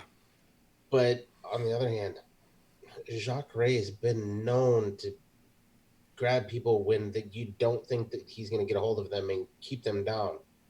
So, to me, honestly, this fight's a coin flip. It's just going to depend on whether it stays on the feet or whether it goes to the ground. If it goes to the ground, sorry, Uriah Hall, but you're fucked 6 ways from Sunday, and they're not using lube. And same goes for Jacare. If it stays on the feet, Uriah Hall's got your number, guaranteed. Yeah. I mean, I think this is going to be a really fun match. Really, really fun fight. I don't see it's not going the distance. These two are not taking it to the distance. I don't think, anyway. And I'll just lean back on the old adage, like you take a good grappler over a good striker in MMA, 9 times out of 10. Yeah. So I mean, I'll play the counterpoint. I'm crafty old man. Be a crafty old man, Jacare. Yep. Get in there, throws that head kick, grab him, dragon screw leg whip, ankle lock, WWE it out. You're good, bro. So yeah, I'll take a grappler. I'll take a grappler over a striker, most any day, because you can plot your way into. You can plot out how you're going to take them down. You'll have 6-7 plans in your head on how I'm going to take this guy down. When you're working combinations and trying to change on the fly. A dude that's as crafty as Jacare is, like I don't see him getting caught by the leg by the head kick. I see him having a plan for it. Just how I think it'll go down. I'm inclined to agree. We will have to see, though. It's another one that's going to be fun to watch. Mm-hmm. That brings us into one that I believe might not necessarily be as fun to watch. Unpopular opinion, I think this is probably going to be the least entertaining fight on the card. That being Carla Esparza versus Michelle Karate Hottie Watterson. Not to take away from Karate Hottie, she's still on a hell of a stretch. She's got a great skill set, but realistically, Carla Esparza sucks. She got lucky to get where she was when she did, and she has proven just about every time since then that she does not belong. In almost every single match she has been in, she has looked worse and worse and worse since her inaugural battle in the division. I don't understand how this card needs this fight. This is perfectly acceptable for an early main card or mid prelim fight on either the Wednesday or the following Saturday cards. I don't understand why this one has to be on UFC 249. It doesn't have bearing on the division. It doesn't have a title attached to it. This isn't a highly anticipated clash. It's two ladies in the middle of the division that are going to put on a semi-entertaining fight that isn't really relevant in the grand scheme of things, and compared to the fights that it's surrounded by, is going to be fairly lackluster. I think this is going to be a pretty easy fight for Watterson. I don't see this one going to the judges. If by some chance it makes it there, I think it's because Watterson has been point fighting the entire time. I don't think Carla Esparza has anything to make this any kind of a detrimental or a fearful battle for Michelle Watterson. I think it's kind of a dumb move, in my opinion, to have this fight on the card, but I think it's going to give Karate Hottie a chance to get a very watched win this weekend, if nothing else. Yeah. I mean, I tend to agree. There's a reason this fight's on the card, though. It's because of the pullouts, and these two were willing to take a super short fight. Right. So that's like a short, like this was, when did they throw this one together? This fight? It's within the last week, right? Yeah, I think 2 weeks ago is when it was first announced in talks, but it was confirmed within the last week or so. Yeah. So I mean, that's all this is. This is just a short notice fight to fill in, to put a lady fight on the card. Right. Yeah, it is the only lady fight on the card too. It is the only lady fight now. And I mean, credit to both ladies for taking a short notice fight like this. Right. I do feel kind of bad for Michelle Watterson, our Karate Hottie friend. That, I mean, she has to get in there with someone who's going to give her an ugly ass fight. And even if she wins, there's a chance she doesn't come out looking all that freaking great from it. Right. So I hope she finishes her quick and just bull rushes her, and that's the end of it. But I don't see how that's this fight. This fight might go decision. And they might get booed out, or I mean, if people were there, they might get booed out of the building. I was gonna say, I don't know that they're gonna be able to be booed by the live audience, but at home, yeah. I like Michelle Watterson, but I might be booing. Yeah. I might be booing here in a Zoom room, booing it.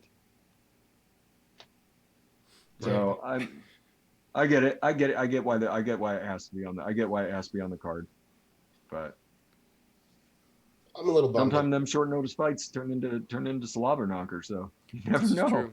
This is absolutely true. That's true. I am still kind of bummed for this fight, though, for one reason and one reason only.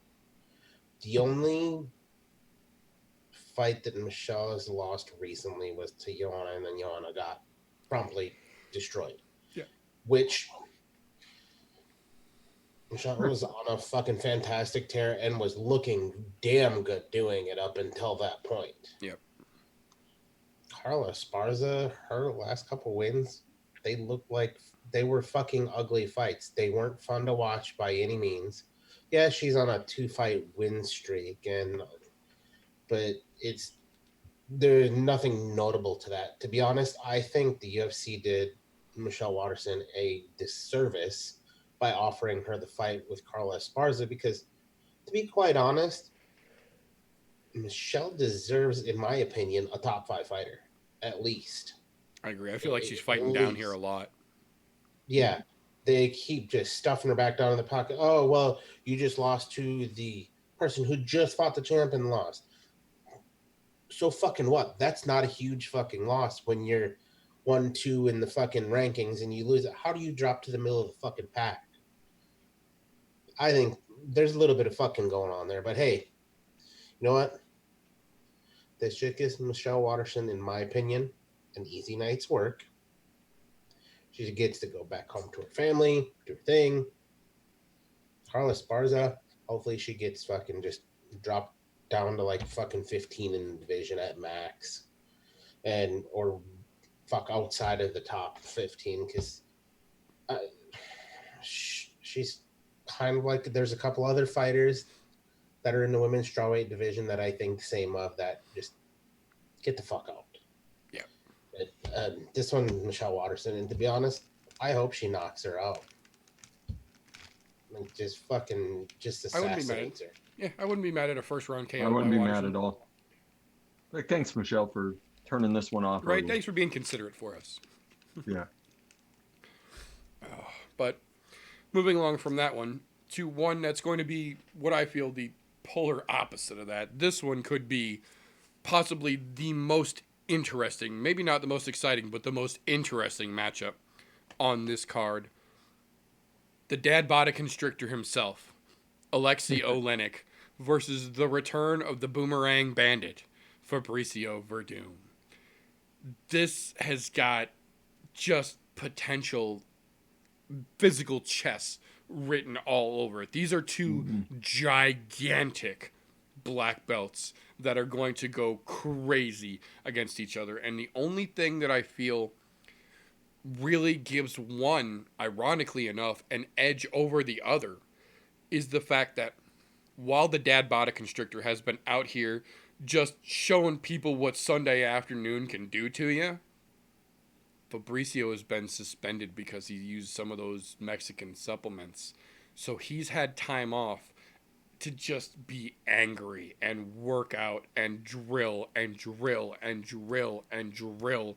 And if you've seen his social media, Fabricio has spent about 25% of his time trying to plead for a appeal / reduced sentence in his suspension. The other 75% of the time drilling like a motherfucker. Fabricio has not wasted his time off. He has spent it sharpening that fucking steel edge every chance he got. And I think when he comes back, he's going to be razor fucking sharp. And I think under a normal set of circumstances, this would be an interesting match to watch play out. I think under these circumstances, it's going to be spectacular from a grappling fan's point of view because Fabricio's got the hands. Alexei's got some hands. Fabricio's got good hands, but they are both just badass on a worldly level when it comes to the grappling and the jiu-jitsu. This is not, I feel, one of those situations where we've got two jiu-jitsu guys who are going to go in there and then they're going to wrestle because they're both jiu-jitsu guys and they don't want to use their jiu-jitsu. Or two wrestlers who are going to go in and box because they're both wrestlers. I think this is one of those things where we've got two guys who know what they're good at and know what their opponents are good at, and I think it's just going to be a fucking war of skills. And I think it's going to be great, but I feel like that time off and that extra fucking training is going to give Fabricio the edge, and I think he's going to take it. I don't think we see this one go all the way. I think Fabricio takes it in round 2. Interesting. I don't...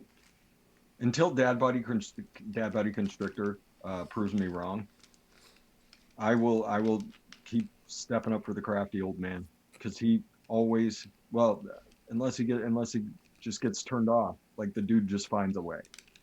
Like there's always a way as long as his arms are still moving. Right. So, yeah, I mean, this should be. I really hope it's one of those. They take a couple shots, one dude sneaks another dude onto the ground, and then they do their thing, and we see something incredible come out of it, which it's entirely possible with these two.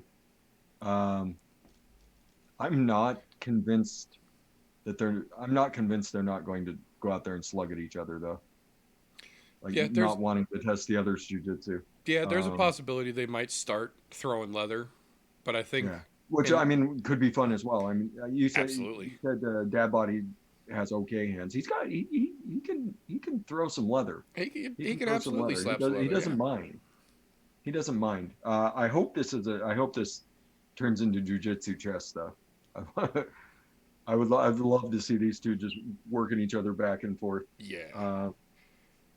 Yeah, I mean, yeah, until the sneaky old man proves me wrong, I gotta back up Dad Body Constrictor. I can understand that. Oh, this one. I'm excited because I really hope this just ends up as a just jiu-jitsu match with punching. Right. To be honest, that's quite Right. it. Now, the one thing I know that's not going to happen, we are not going to see fucking Alexei give up a mount so he can get an Ezekiel joke. Yeah, not on Fabricio. No fucking Not way. not on a high level black belt. That's not something that he's gonna do. He pulls that on people who aren't fucking Who don't know better. that high level with their Yeah. grappling, which is fantastic to watch because we've seen it a couple times already. But Let me sneak this on you. this is where I think it gets interesting because somebody who has been removed because they're taking some unwarranted backwoods sips out of the nasty lake had to be sidelined for a while. That could come into effect here. Look, you can drill all you want, but until it's live action, that's a whole different set of rules. Because you go from we're going 75, 80% in the gym to holy fuck, where did that truck come from? It's a whole different set of rules there. I don't believe in ring rust, but I do believe in that different change of pace from training and drilling to full-fledged combat. There's a big difference there. Yeah. So I think that might be the only thing that could possibly make this lopsided, but I don't foresee it being lopsided because I'm pretty sure when the going gets rough, they go to what they know best, which is jiu-jitsu. And to be honest, I think it's going to be who gets a hold of who first when it comes to that. If Alexei can hand any arm near his neck on Fabricio, that's over. He has one of the gnarliest fucking grips and just of anybody in the UFC, period. And he's got giant fucking hands. If you've never seen, like, it's very underappreciated, I feel, the size of a person's hand in fighting. Much like basketball, more so than most other sports, the size of your hand legitimately will make a difference. There's a reason why Brock Lesnar did great against guys that he should not have for any reason. Because his hand's the size of a fucking mailbox. Literally. And when a mailbox hits you in the face, it tends to throw your game plan off a little bit. That also works in terms of grip. That also works in terms of grip as well. If you've got a guy with tiny hands, it doesn't matter how strong his grip is. If your arm is big enough to break loose from his hand, don't make a difference. When a dude has mitts that will wrap around you like a fucking octopus and a steel grip to boot, good luck. Look, the other thing here, it's not just his grip that Fabricio needs to be concerned with. It's his actual ability to cinch. Yeah. He has one of the tightest cinches. There's a reason why they call him the boa constrictor. Yep. Wiggle some more. It's just going to get tighter. Yep. Yeah, things are just going to get worse for you. He's learned the fine art of just cinching and just slowly taking the gaps out where your blood flow can go, where your breathing can go. Yeah. Fabricio's no fucking slouch either on his own. I mean, we've seen what he's done when it comes to jiu-jitsu. He's been around the UFC since what? 2007, I want to say? 2006 or 2007, yeah. Maybe? Yeah, over a decade. Yeah, but he's been in here. We've seen him time and time again do fucking fantastic things. To be honest, I don't care who wins this fight because I'm excited either way. Likewise. Don't get me wrong. I do have a soft spot for the boa constrictor. For some odd reason, I don't know why, but I think it's because he looks like your average dad who's out grilling fucking brats every Saturday and mowing his lawn Sunday morning. That's right. He looks like the guy you go fucking hang out at with the barbecue next door. Yep. Maybe that's why I have the soft spot for it. But either way, I won't be upset either way the coin flips. Absolutely. I agree 100%. I'm inclined to lead towards Fabricio because of what I've seen from following him through his social media during this time off. But again, just like you said, I would not be upset either way this one comes down because like you guys, I feel that this is going to, knock on wood, hopefully default back to a physical chess match because like we've said, when the chips get down, fighters tend to default to what their base is. And both of the base for these gentlemen is jiu-jitsu. I think we might see some leather to start it off, but I have a feeling this is going to end up being a physical chess match, and I think we're going to have a very entertaining fight to see. Dark horse fight of the night for me. Fuck yeah. But that brings us to an interesting one for the, air quotes, premier prelim fight on UFC 249. A rematch that no one really thought was going to unfold because there wasn't really seemingly a whole lot of reason to. And what's more than that, I think this might be one of the first times we have seen a fighter on back-to-back pay-per-view events. We are talking about Cowboy Cerrone coming off of his UFC 248 loss against Conor McGregor, coming back for the 249 fight against Anthony Showtime Pettis. This could be... Well, no, I take that back. There was 248 with Adesanya and Romero in the middle. So he did skip one. Okay. I'm wrong. Never mind. Throw that part out the window. Anyways, regardless of that fuck up that I caught in real time, because we're doing this live, Pettis versus Cowboy 2 is another one of the fights on this card, like we've talked about in a couple others, that doesn't really seem to fit in the prelim spots, especially considering the first match on the main event, which we're not going to talk about because that fight doesn't fucking exist and should have, for all intents and purposes, been swapped with this fight. This is Cowboy coming back off of a week where we've seen the interviews where he talked openly about not showing up against Conor, knowing 2 days before that fight Donald was there and Cowboy wasn't going to make it to the fight, that this was not going to go down the way that everybody wanted to, but he had no way out because he signed the paper, and that means you got to make the walk. And that's the kind of guy Cowboy is. He knew 2 days out this was not how it was going to go. This was not going to go well, but he signed the paper, so he took the fucking walk anyway. And he owned it. He ate that fucking loss, and he went back to the ranch, and he went back about life. Well, now he's back, and he's back to avenge, try and get that loss off his shoulders, shake loose of the funk that Conor fight had him in, get back against the Wheaties guy. And furthermore, Cowboy has already said that regardless of how this turns out, as soon as the night's over, he plans on calling Dana and saying, hey, you got anybody ready to fight on Wednesday? Because I'm already here and I got the RV. I'm not going anywhere. He wants to be the first guy to fight on all three. He wants to fight on 249, then on Wednesday night, then again the following Saturday night on the 16th. Regardless, he wants to fight 3 times in the week. You fucking gotta love Cowboy, man. You gotta love fucking Cowboy. Who else but Donald fucking Cerrone would not only be excited to fight at 249, but use it as an excuse to try and get extra fights in during this crazy moment of catch-up that we've got from the UFC. Now, I will say this. Pettis has a toolbox. I don't fucking like him. I think he is too cocky for his own fucking good, and I think he's the least talented Pettis brother. But he has a toolbox, and we have seen him use it in interesting ways at interesting times. But I feel like he's at a weird point in his career where he doesn't know where he fits in anymore. He's not sure if he can still do 55, but he doesn't think that he wants to stay at 170, which makes sense when you see some of the bigger guys at 170 compared to him.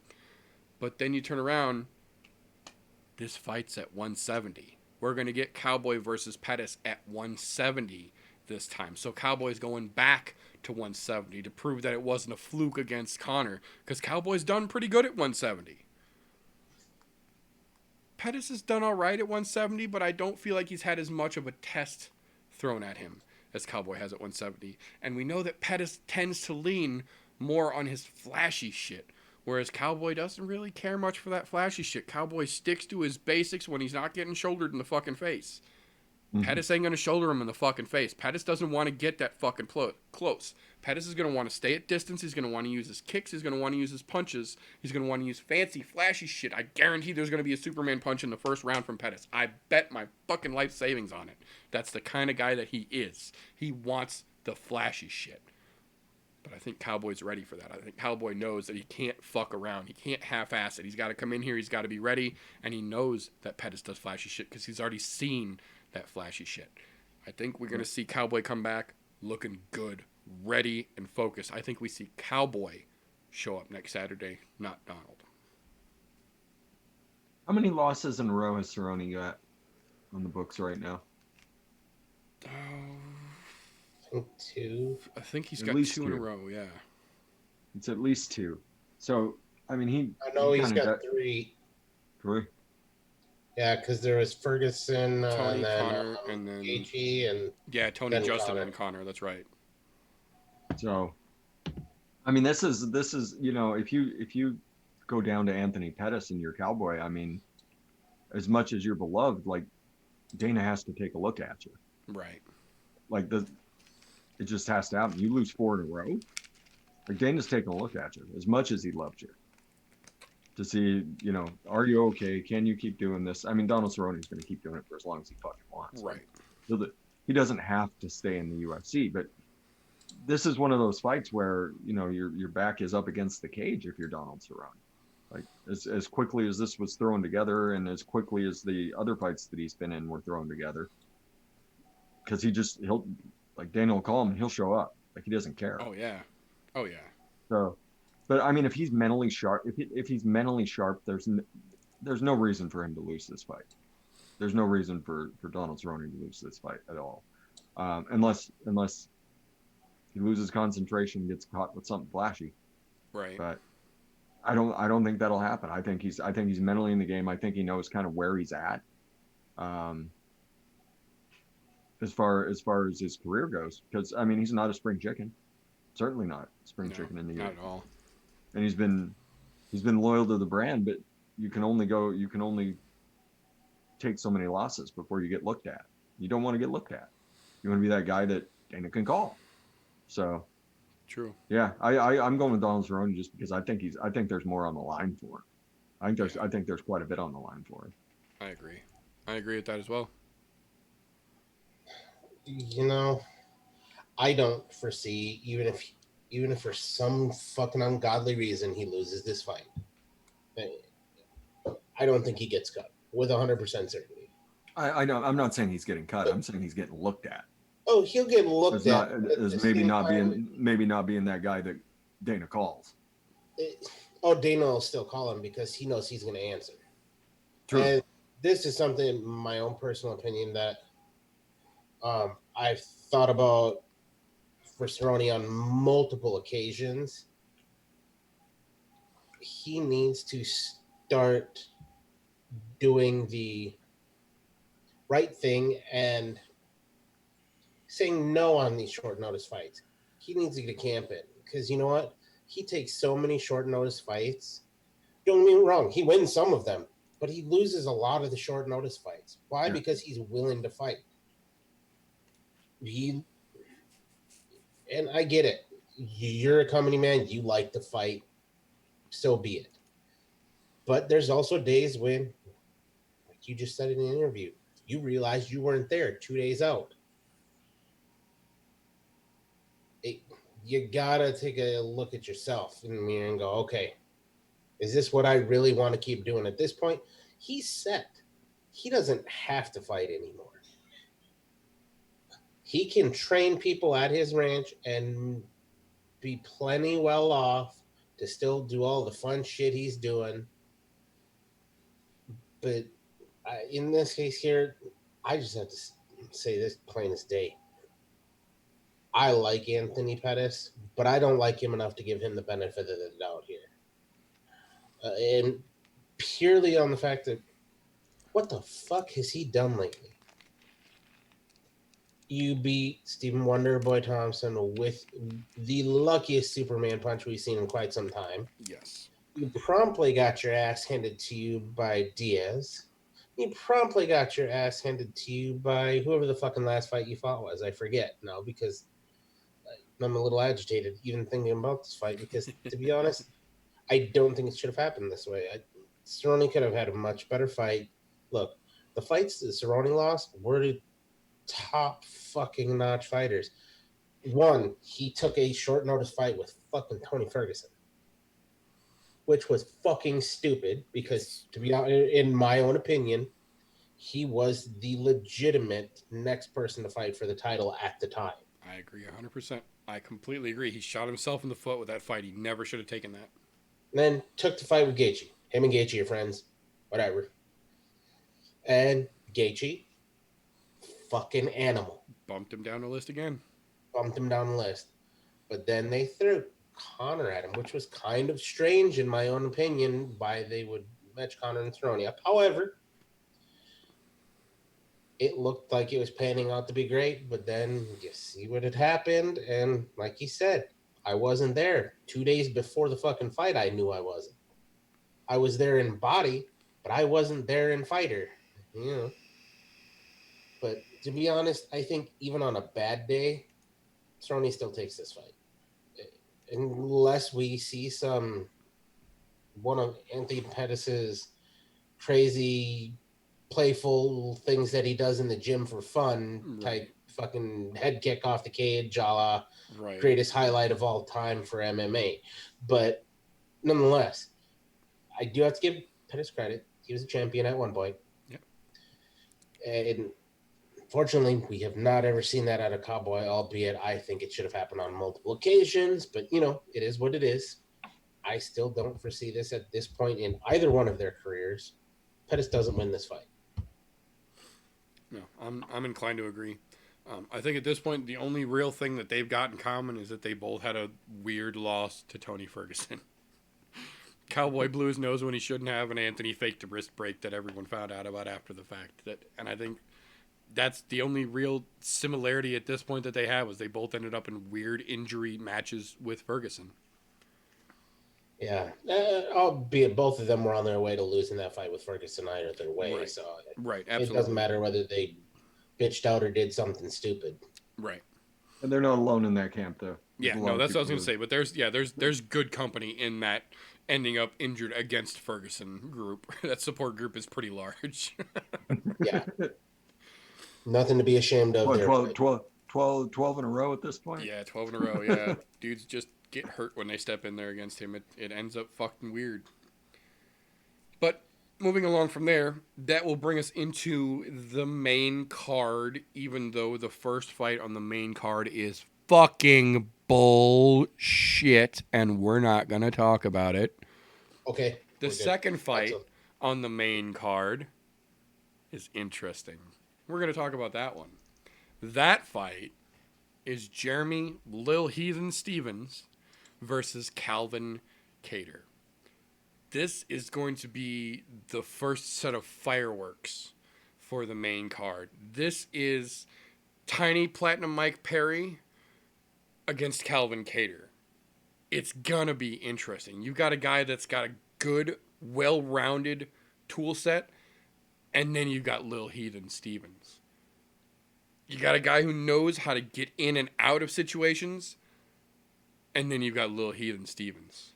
You've got a guy that's well-rounded as a fighter and a mixed martial artist, and then you've got Lil Heathen Stevens. This fight is Calvin Kattar's to lose. The only thing that Stevens has in his favor is he has one of the most vicious right hands on the lower side of the weight scale in the UFC. Guys under middleweight, Stevens has got one of the strongest one-shot pops, I would say, in that classification. That being said, Calvin Kattar has fought punchers before, and that's what Stevens is. He's a puncher. He's not a great wrestler. He's not a great grappler. He doesn't have jiu-jitsu to blow his fucking nose at, but he's a hell of a striker. But Calvin Kattar has fought strikers before. Calvin Kattar has some jiu-jitsu. He's got some wrestling. He's got some grappling. He's got some submission in his fucking toolbox. And he's quick on his feet. You've seen Calvin Kattar think and react and change his game plan on the fly to adapt to opponents. Jeremy Stevens doesn't even understand that concept. Unless Stevens lands a 1 in a million bomb on Calvin's face, I think Kattar takes this match without question. I think literally the only thing Lil Heathen has in his favor is a literal puncher's chance. And I don't think that's going to be enough. I agree 100% with what you just said. Like little Heathen, I mean, he always has that off chance. He always has that off chance, but he's going against, kind of one of those, like prototypical this generation fighters where Yeah. you can do everything pretty darn well. You're not a master at everything. Right. So you can do everything pretty darn well and hold your own with people at pretty much whatever they want to do and work your game plan. Whereas Little Heathen's he's gonna be swinging for the fences Every shot. So yeah. So I mean, there's you could be going in for a takedown and something hits you in the side of the head and you're waking up in the hospital. Yeah. Like there's off chances that things could happen in this fight. I don't think they're going to. Right. I've certainly been proven wrong a lot. Right? Like I'm fairly comfortable saying Cater's going to win this, but I've been proven wrong a lot.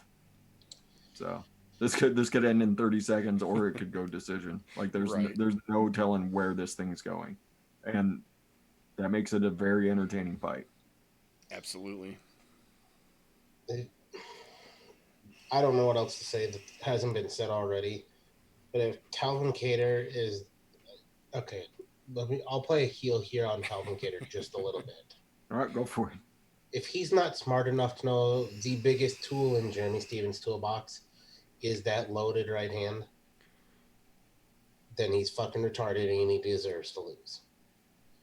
But I know that's not the case because he comes from this new breed of fighter that we're seeing where they study tape. They're pretty good at everything. Like he said, not masters of anything. But some of the deeper toolboxes that we've seen nowadays, because they work everything pretty equally. I mean, don't get me wrong, we still get the occasional guy that's come up through the wrestling system, so their wrestling is fucking fantastic. Right. But Yeah. Calvin or you get that odd BJJ guy that comes over and he's been working on his strikes and he lights a couple dudes up. And most of those guys are few and far between. Look, Jeremy Stevens has been around for a long fucking time. If I'm not mistaken, he came in about the same time as Fabricio Verdun did, way back in the day. I want to say it was like similar. 10 is somewhere between 10 to 15 years ago. Because 10 years. Well, if you think about it, 10 years ago, this year was who the fuck was that guy? Because that was the press conference that he and Connor, or that he and Connor had their exchange, and he and Connor and Cowboy had that exchange. Same press conference. 10 years ago, this year was who the fuck is that guy? Well, let's see, he's been around for a long fucking time. He's been on press conference stages for 10 years in the UFC. Yeah, and when he first started in the UFC, he was fucking fantastic, but he wasn't fighting the same caliber of fighter that we see nowadays. Absolutely. It's a completely different field. And to be honest, he just never caught up. He didn't stay ahead of the curve or evolved, par with the curve. He stuck with what worked for him, and now he's a one-trick pony. So this is Calvin Cater written all over it, unless Calvin Cater was, like I said, being stupid and didn't do his homework. Right. And see that gnarly hand coming. However, that puncher's chance is still there because he is one of the few guys in the featherweight division that have that capability to knock people out in one punch power. The only other person that there was at that point would have been Conor McGregor, but he's no longer at fucking featherweight. Right, he jumped way up. He jumped up. We'll be lucky if we see him at 155. Right. I think, realistically, the only chance we see Conor back at 155 again is if they give him the Khabib rematch. Other than that, I think Conor is basically 170 and boxing from here on out the rest of his career. Yeah. And I'm not mad at him. The dude did what he needed to do. Yeah, no, he earned the right to do it that way, too. So, absolutely, you can't be mad at it. I don't know. First double champ. Yeah, in UFC fucking history. So, I mean, but yeah, this Calvin Cater's fight to lose, like you said earlier. Jeremy Stevens, you've got if we're doing percentages here, I give him a 5% chance to win because he's gonna throw at least 5 of those fucking bombs during the fight. Right. Yeah, you know that much. The betting odds are about he's got about a 20% chance of winning.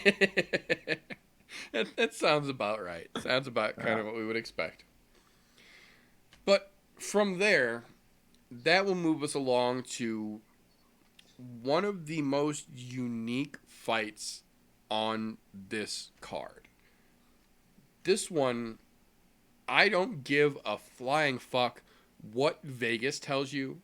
I don't care what mybookie.ag tells you. I don't care what fucking fan lads or whatever the fucking new one in the UK, lad boys, lad broke, whatever the fuck it is. I don't care what any betting site tells you.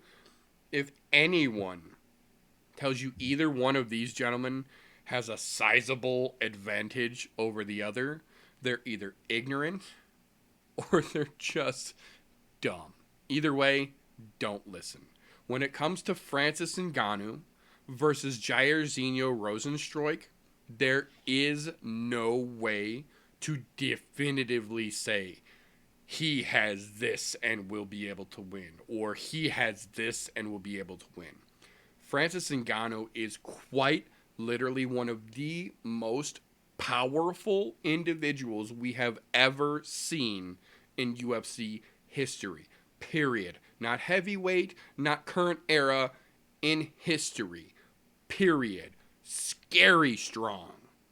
And then you turn around and you look across the octagon from him, and you're staring at a man from Suriname who at 300 pounds spent a decade as the world top kickboxer. 300-pound kickboxer. Scary good. Scary good. So you take a man who is incredibly strong and a man who is incredibly technical, and then you put them both into MMA, where both of their strengths, for lack of a better term, both of their ideal attributes just get molded and twisted and sharpened and morphed into everything else that MMA brings with it, because Jairzinho is so much more than a kickboxer now. And Francis is so much more than just a strong dude with a punch now.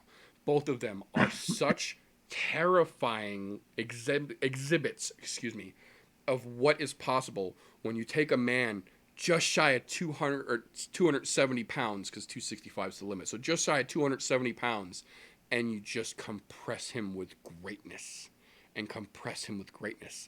And then when the time comes for UFC 249, you throw him out like a fucking Pokemon. We're getting 2 of those. 2 gigantic fucking Pokemon who have been training their entire careers to destroy in very different manners, but in very equal levels of terrifying. And they're going to unleash these 2 fucking titans against each other before any belts are even given away on next Saturday. I'm very excited to see this fight, and I have no fucking earthly clue how it's going to unfold. I know somebody's going to get punched in the face. I know a kick will be thrown. But other than that, I have 100% zero confidence in how this fight is going to go, and I have no shame in admitting that I have no clue how to even start guessing how it's going to go. All I can say, it's going to be better than Ngannou Lewis was. Yeah, go for it, man. Go have at it. Have at it. You're waiting to heal it up on me.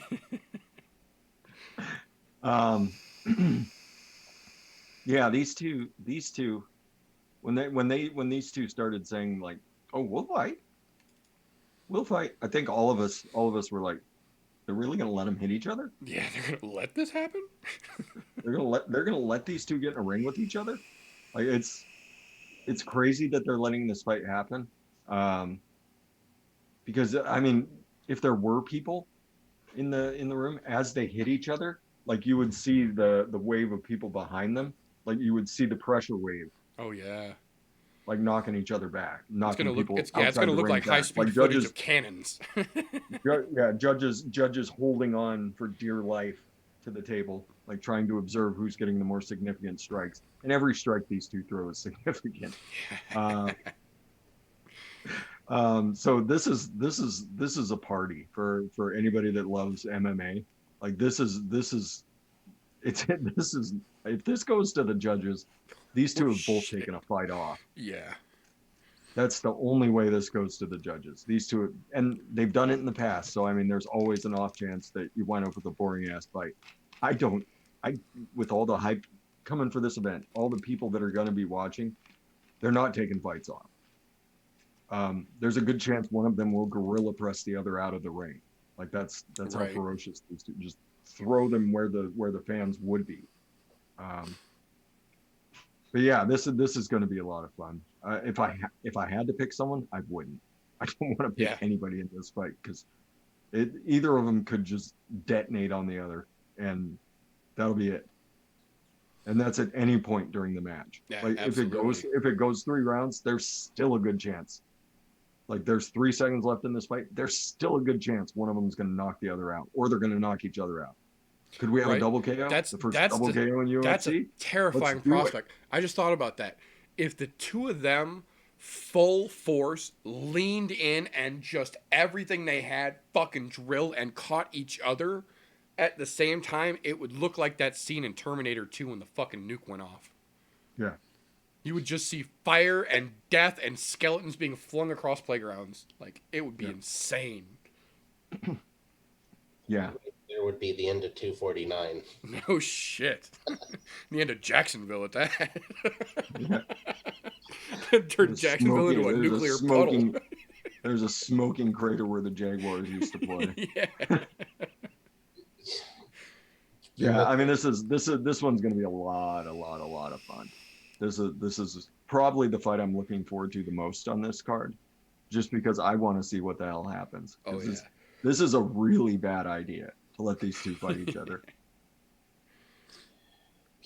It's my first thought when they made the fight was, oh, please don't let this be a Ngannou Derek Lewis show. But then I remembered, oh, Ngannou was there, so he knows don't do that shit again because that'll get you fucked way bad. Because they had to sit down with the both of them. What the fuck are you two doing? But no, both of these guys can literally put people into orbit or make their faces explode. I mean, or one sends him to orbit, the other, when he comes out of orbit, makes his face explode. Right. But either way, this has just knockout of the night written all over it. It's coming in this fight. I will put money down on that right now that says this fight has knockout of the night. One of these two bastards is sleeping. I don't know which one. Yep. But one of them's going to sleep. And it's the only thing that I think that might make this better, which they can't do, but it would make it better. Maybe throw Derek Lewis in there with all of them so they could have a little three-way fucking triple threat match, robots type thing. Oh, so Derek Lewis can throw that surprise flying knee again? Like, dude, where the hell did that come from? No shit. Yeah, one of the strangest things you'll ever see in your life. But yeah, that would be the only thing that could possibly make this fight any better. Like, to be honest, I could see this being the main event on this fucking card. Period. Yeah. On 249? Absolutely. Yeah. Absolutely. Like anything else that happens after this is meaningless. Yeah, I 100% agree. Yeah, there's no way to tell who's going to win it. All I know is if you miss every other fight on the card, this should be the one you fucking watch. Right. Because this is going to be the one where you're going to go, did they really let those two fucking massive, just fucking men just really do that? You're literally fucking Cold War status right now on who's going to fire first. It's going to be awesome. Also, ironic counterpoint that I just thought about. To the point that you made, can we take a moment to acknowledge how fucking tough Alistair Overeem is? Francis Ngannou bent his head back. No exaggeration. Go watch the replay. Bent Alistair's head back so hard when he hit him. The top of Alistair's head touches his spine. And then I think it was about 9 months later, Jairzinho Rosenstrike hits him in the face so fucking hard, he blew his cheek open. In both situations, a week later, he looked like nothing had happened. He was giving competent and intelligent and articulate interviews a week after Ngannou put him into fucking orbit. He was doing red carpet promotion in a tuxedo with no scar and his face completely healed a week after Jairzinho split him open. How Super fucking human. tough is Overeem? And he's got a tough one ahead of him too. Yeah, I was going to say. And then now he's staring down the barrel of Walt Harris, for fuck's sake, on his welcome back tour. Jesus. That he is the look. Alistair Overeem is the equivalent of Donald Cerrone in the heavyweight division. Fuck Yep. yes, he is. Mad respect to the Reem. Yeah. Yeah, that fight. This fight's gonna be fucking fantastic. I can't wait. Yeah. Fuck yes. This is the most exciting fight on the entire fucking card, in my opinion. I agree. I Yeah. absolutely. This is Thor versus the Hulk. Yeah, Like someone's going down. Yeah, it's going to be Pretty some fucking slobber awesome. knocking. I agree. So from there, that will move us along to the kitty-sized portion of mash with a little bit of sprinklings on top. That is the potatoes of the co-main event in this particular dish.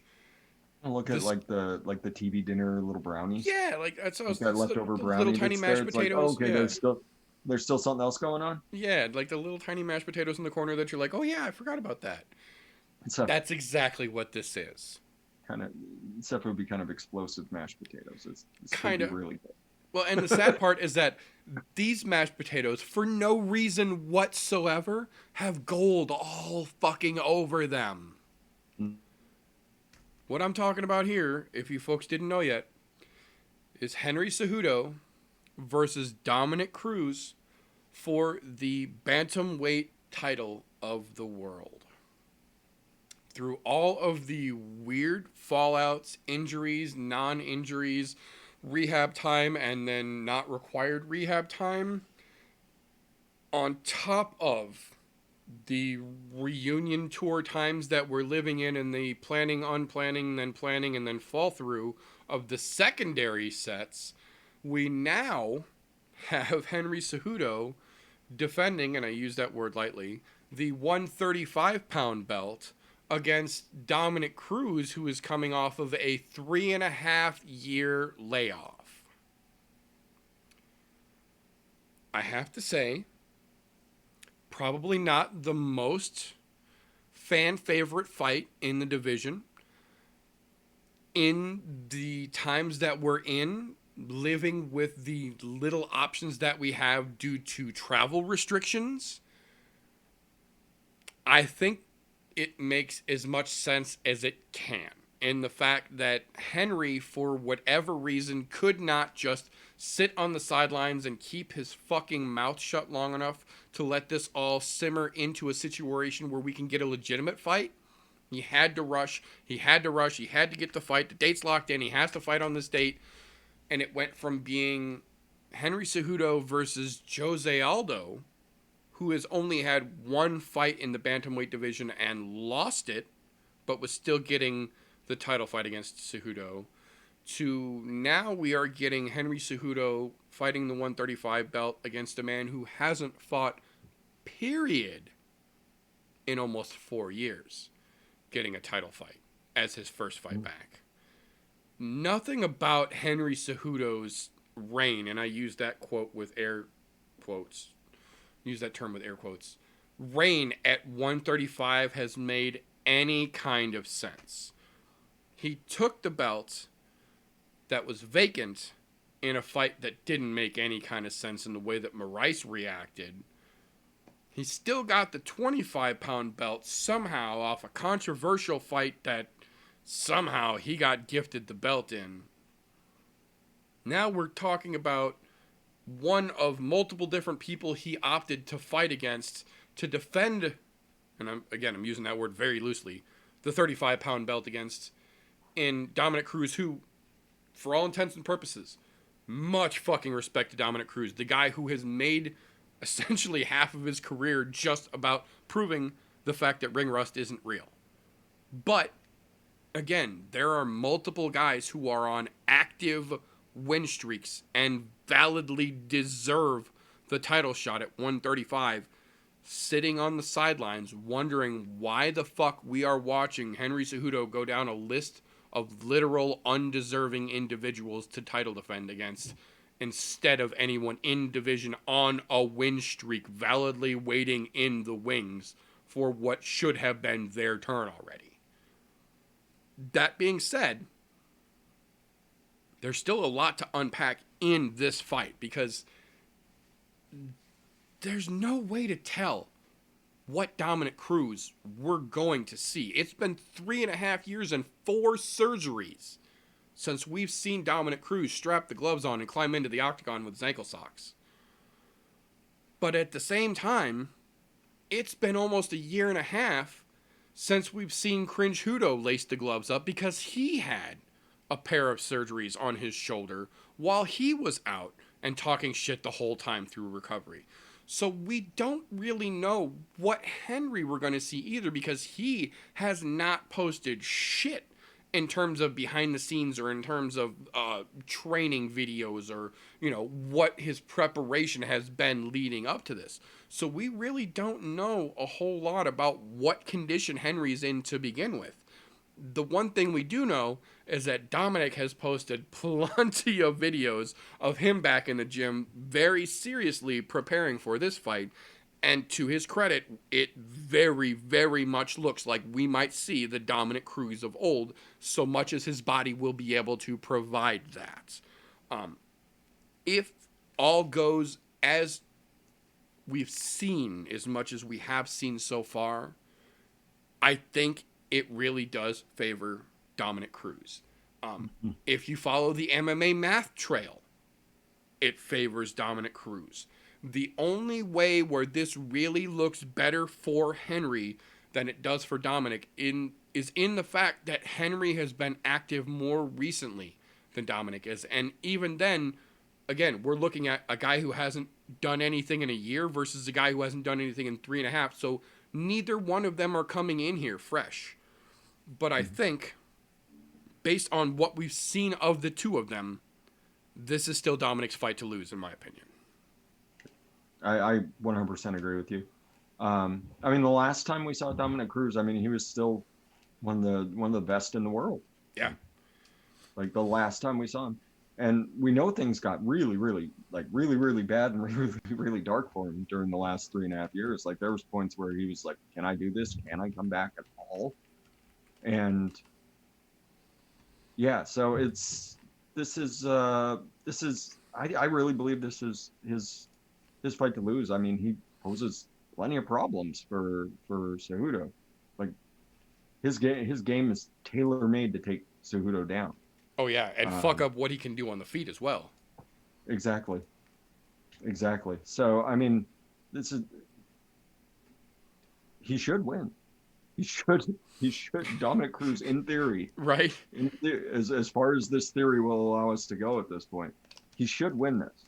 And welcome back, Dominic right. Cruz. It's good seeing you, brother. You're a hell of a fun fighter to watch. So, he's not going to be calling out people that are, been laid off for 3 years, 2 years, injured, can't take the fight. He's not going to do that. No. But as things, when Cejudo did start calling out people like this, it felt like the UFC was kind of guiding him through this. Yeah, kind of steering him towards some safer bets. Like Dominic Cruz is ready to come back. How do you feel about fighting him? And he's probably like, no. He's like, well, we're going to give you a bunch of money. Right. Okay. He's been out for almost 4 years, and we'll pay you a lot for it. Yeah, we'll give you some money. Will you fight Dominic Cruz now? Okay. As the call outs were going out, it was you could tell that the UFC was kind of scrambling behind the scenes for fights at different weights. And people who were willing to come out and fight. Because at the start of this, a lot of people are like, "No, I'm not coming out of my apartment. Yep. I'm gonna be over here with There's my still a lot of resistance people. bands." Yeah. There's still a lot of Yeah, people who there's still a chose lot to of people. stay and not opt in for any of these 3 events we're talking about now. Yeah, and we had one of the top fights for the night pulled. Yep. Because despite what they're saying, I honestly believe she doesn't want to come out for it. I agree. I agree. So, yeah, I mean, I can't blame him. And Dominic Cruz saying, "Sure, I'll fight." You know, good on you, Dominic Cruz. I hope you're the guy that I remember. Right. I hope you're that dude. I hope you're just all over the ring. You've always got that crazy movement, and everybody's like getting fucking hypnotized by that shit. You're a fun dude to watch, and Hell yeah. I hope you are the guy who I remember you are. 4 years is a long time. It's a long time, and if you've lost a step in your game, Cejudo's going to take advantage of it. 4 years and that's 4 where surgeries you lose that fight. So yeah, that's my thoughts. This is Dominic Cruz's fight to lose, though. Like, welcome back. Glad you got your belt back. Keep going. right. Let's see where your asteroid crashes, brother. This fight for me makes entirely no fucking sense at all. It doesn't make a lot of sense. Like, the only reason it makes sense in the least amount is because they needed something to backfill. That's it. And, well, Cejudo likes to run his fucking trap all the fucking time.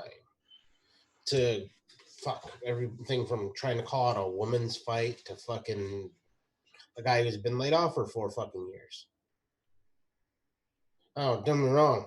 We've seen a lot of Dominic Cruz, but it has not been in the gym lately. It's been behind the table commentating fights. And don't get me wrong, he's still training. There's plenty of footage out there of it. However, I don't know how ready he is for this fight. And I hate to play the fucking heel here, but if you've watched any of his social medias, he's doing a lot of fucking posting. And it's not him training, it's other people showing off their footwork. Because everybody wants to have his footwork. Look, he does have the best footwork, in my opinion, in all of MMA. He literally can hypnotize people with the way he fucking moves. He caught, in my own thoughts here, he caught Cody Garbrandt on the highest high of his entire fucking career. That's why he lost the belt. And what's happened since then? Fucking nose dive down into a massive explosion that is a pile of Cody Garbrandt smeared all over the pavement of I-95. But he lost one fight. One. That was it. And then we haven't seen him in how many fucking years now? Mm-hmm. 4 years, 3.5, 4 years. I'm just saying, I really hope he is the fighter we know, not a shell of what he used to be. Because with that much time off, that's a lot. Like, I'm not a fan of the idea of ring rust, but this is fucking ring rust. When you've been out of the game that fucking long, there's got to be some sort of rust. However, we've said this in the past about him because he's had layoffs for injuries before that Right. year and a half sometimes, which is why his record, if you're looking at his record, he's 18-1. That one loss is to Cody Garbrandt. Yep. That's it. And he took 3 years off before he fought Cody. Yeah. So we've seen these multiple year layoffs where it doesn't always play out bad for him because he's had multiple year layoffs prior to that fight even, and still came back and dominated. Okay. Yeah, been absolutely okay. Absolutely. So I think what he caught Cody Garbrandt in the peak of Cody Garbrandt's career, which in all rights, Cody Garbrandt was fucking amazing in that fight. Right. But, well, and to be fair, Cody Garbrandt had way more to prove and to lose in that fight than Dominic did, and I think it showed. I think it really did show in how well Cody did perform that one time. And I think this is where I have to give the check mark to Dominic here. As much as I'm giving him a lot of bad negatives here, he's got a lot more to prove right now than Cejudo does. Yes, he does. Cejudo's just fucking yapping at his mouth because that's what he does. Because for some ungodly reason, the UFC has not put him up against, in my opinion, a qualified fighter. I agree. I agree. Well, Um, and to your point, they're- in the results of this one, if Henry loses, he lost to a guy that's been out for 4 years. But if Mhm. Dom loses, it proves that he should have never come back. That he has to retire now, basically, and not even that necessarily. or Hey, at least that's been what it out for will that appear many like. years. This is a tune-up fight. Yeah. Okay, whatever. You got a tune-up fight for the belt. Okay, next fight, fucking let's say top 10 contender. I won't Right. say fucking top 5 if he loses it, but if he wins it, that this just goes to prove that Cejudo's fucking been garbage, Yep. and nobody in the UFC has given him a fight that's worthwhile. They're letting him pick his own shots so that way he can retain the belt because it's good for their pocket when Right. you have an Olympic gold medalist, which He's my fucking hat's off to Henry Cejudo for that. That's a tough feat to pull for anybody. right. Absolutely. But they're using that as an extra money grub, so we'll just keep feeding that fucking ego and give him some just fucking fights that we know he's gonna win. Although, to be honest, I thought he lost his last one and the one before that. But whatever. This might be that time where we know Dominic Cruz can finish people. We've seen it. I'm hoping this is that time because you know what? What a way to welcome back the fucking king of the fucking that division. Right. King of the Bantamweights is back with a fucking exclamation point, and he ends the cringe. That would be the icing on the fucking cake here. I'd be real happy for that as well.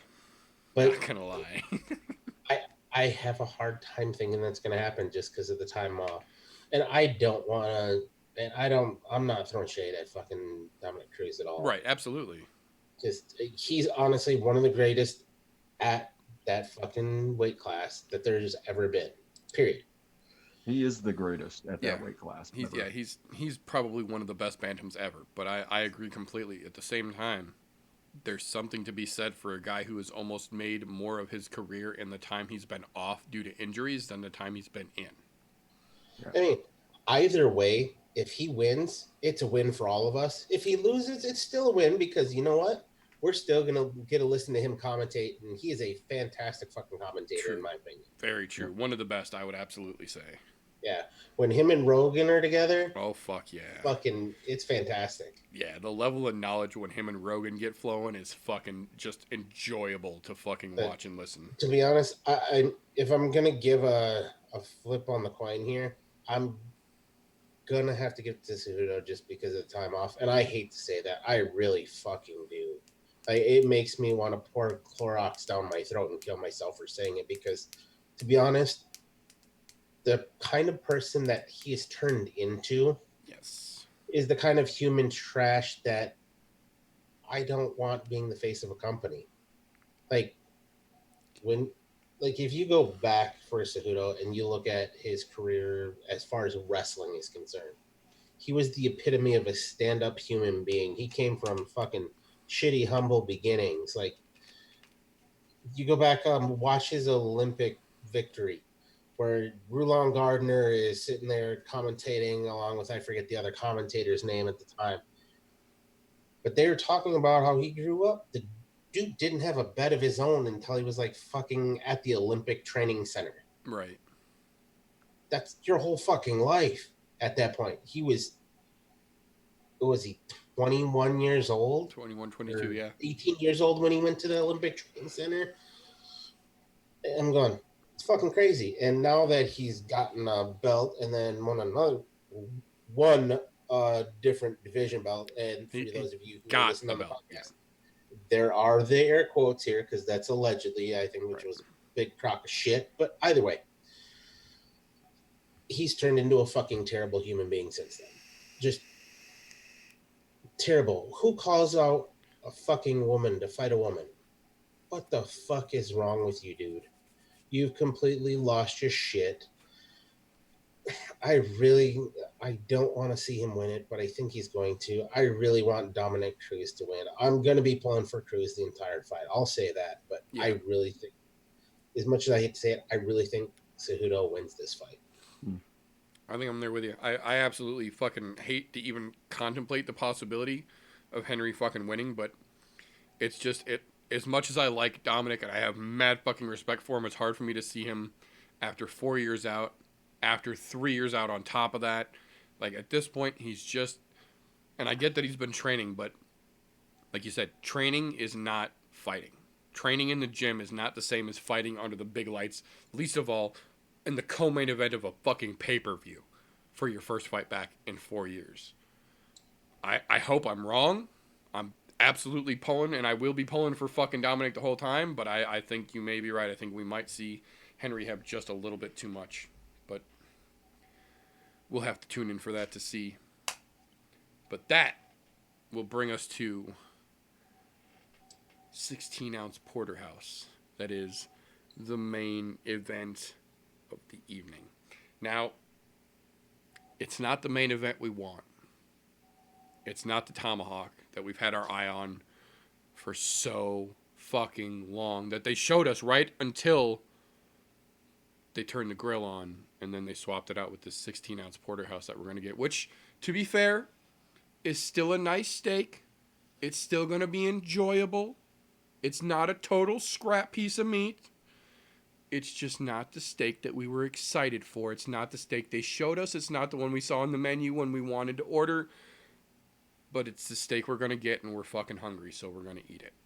What we're talking about, if you haven't caught on by now, is Tony Ferguson versus Justin Gaethje for the interim lightweight belt at the main event of the now booked, unbooked, rebooked, and then second time scheduled UFC 249. Now, from Jacksonville, Florida. With no crowd. This is going to be a weird fight. Probably more than most people realize. For one reason above all else.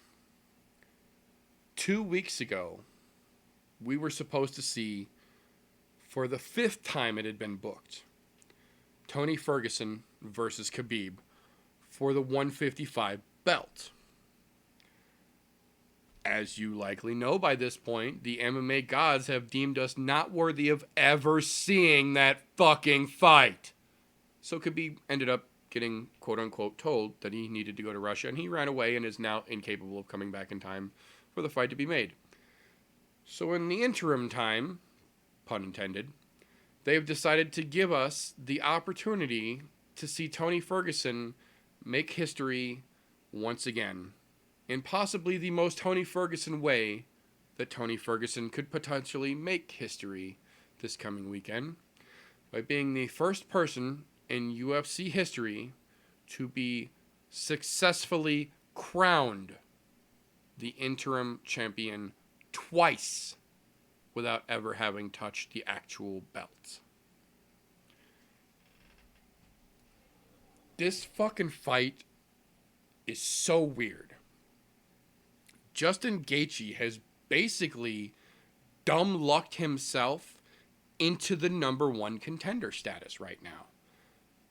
The current state of things being as they are, Khabib hiding in Russia like the bitch that he is, keeping the belt out of play. Dana at least had the common sense to see where we are and deemed this an interim belt, to show the significance, to prove that the winner of this will be fighting Khabib to unify the belt. The problem is, Tony's already been down this fucking road once. We watched Tony fight to get the interim belt the last time, and he never lost it. He didn't fight and lose the interim belt. He didn't fight for the belt itself and lose. He was injured while holding the interim belt, and the division moved on while he healed. He was never technically stripped of the interim belt, but it wasn't in play any longer when the champion came back and went back to fight. So it was kind of negated. So now we're at a point where Tony Ferguson becomes the first man in UFC history to have a chance to get the interim belt twice without ever even having a chance to unify it with the belt that it's the interim of. And what's worse than that, now we're looking at Tony fighting for the interim belt when he was scheduled again to fight for the actual belt against a guy who hasn't even been in the conversation of the top 5 at lightweight, period. Up until, like I said, he dumb lucked himself into the conversation through no strategic move of his own, through legitimate dumb luck and UFC scheduling. Now we have arguably one of the most dangerous guys at 155 versus one of the dumbest guys at 155. Tony Ferguson is dangerous anywhere the fight goes. If it's standing, he's beyond unorthodox. He's just strange. If it goes to the ground, Tony Ferguson is a 10th planet wizard. He is a jiu-jitsu dynamo, quite literally, professed by his teachers to be one of the baddest in the 10th planet system. There's nowhere this fight can go that Tony's not prepared and a badass of the technique that would be required. The problem is, the guy they're putting him in there against is one of the best literal examples of too dumb to quit. Justin Gaethje embodies that old school slugger, I will go out on my shield mentality. And we have seen it time and time again. He has quite literally been punch drunk and just twisting his body to get his arms to move so it looked like he was still in the match. And landed the lucky shot to get the win. He has been beaten with everything but the kitchen sink and not been stopped. That being said, I am a firm believer the best that Justin Gaethje had to put out, we saw in the World Series of Fighting before he ever even got to the UFC. Not to say that he hasn't earned his way through the UFC. He has absolutely gotten his victories while he's there. Credit where credit is due. But if you look at the fights he has put on in the UFC versus the fights that he put on in the World Series of Fighting when he was legitimately one of the top stars in the world, it's not the same caliber fight. Not the same caliber fighter. I think good for Justin getting all the way to the fucking top here, but I think this is where the ride ends, my friend. I think this is where you've had a wonderful afternoon. Take this nice path to the gift cart or to the gift store where they will give you your basket to take home and your lovely parting gifts. It's been a wonderful time, but we don't want to see you again. I think Tony Ferguson takes this, and I think he sends Justin back down the fucking list where he fucking belongs. Justin's at 3 fights in a row, right? He's won? Yes. Okay. Where Tony's at 12. Yes. I think he's hurt 12 people. I believe everybody in Tony's resume on the last run has been injured in the fight. I think you're right. Yeah, in the fight. You might be too dumb. You might be too dumb to quit, but eventually somebody is going to twist your arm off, or break your ankle, or just plain put you to sleep where you don't have an alternative. Right. And that man is the guy that you're walking into the cage with. Obviously, Gaethje's got the puncher's chance. We can never rule it out. We can never rule it out. But he is thoroughly outclassed here. We're talking about a guy who's in his prime, who's won 12 fights in a row, and this will set up Tony versus Khabib in October, is what I think I was hearing. November. Yeah, October, November for Unification. round 7 of this shit. Yeah. Shit. And this fight, the fight may never take place. Tony has 2 interim belts. Does that add up to a title? Like, can he duct tape them together and that's a full title? Right. I would totally support Tony walking around with a duct tape belt. Hell yeah. Duct tape both the interims back to back like that? Exactly. Yeah, so I don't see anything but a puncher's chance. I don't see anything but a puncher's chance for this to be anything but Tony Ferguson's fight. Like, he deserves that fucking shot. Like, there's nobody else in the division. Like, if there was a number 1 contender in the UFC that fucking deserves it, it's Tony Ferguson. Like, I don't care if he's the interim champ. He's my champ until Khabib comes and wrestle fucks it off of him. That's the only thing he's going to be able to do is try and wrestle fuck Tony Ferguson. Tony Ferguson will somehow hurt him. Right. So, because he hurts everybody. He's just that violent of a man. Right. And I'm totally okay with Tony Ferguson. So, Tony Ferguson, go get your belt, homie. Go ahead and play heel, Golf T. I'm not healing anything here because I'm still pissed at this fight alone, period. Look, Gaethje is good in his own right. However, I don't think he deserves this fight right now. To be honest, they should have nixed the fight altogether. In my own opinion, there's no reason Gaethje should be fighting in this. The only thing that these two have in common is that they both beat the brakes off a fucking Cowboy. That's it.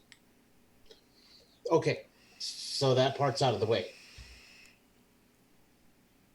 It doesn't matter what Gaethje does. He hasn't, in my opinion, I thought he was about 4th on the list here in this division.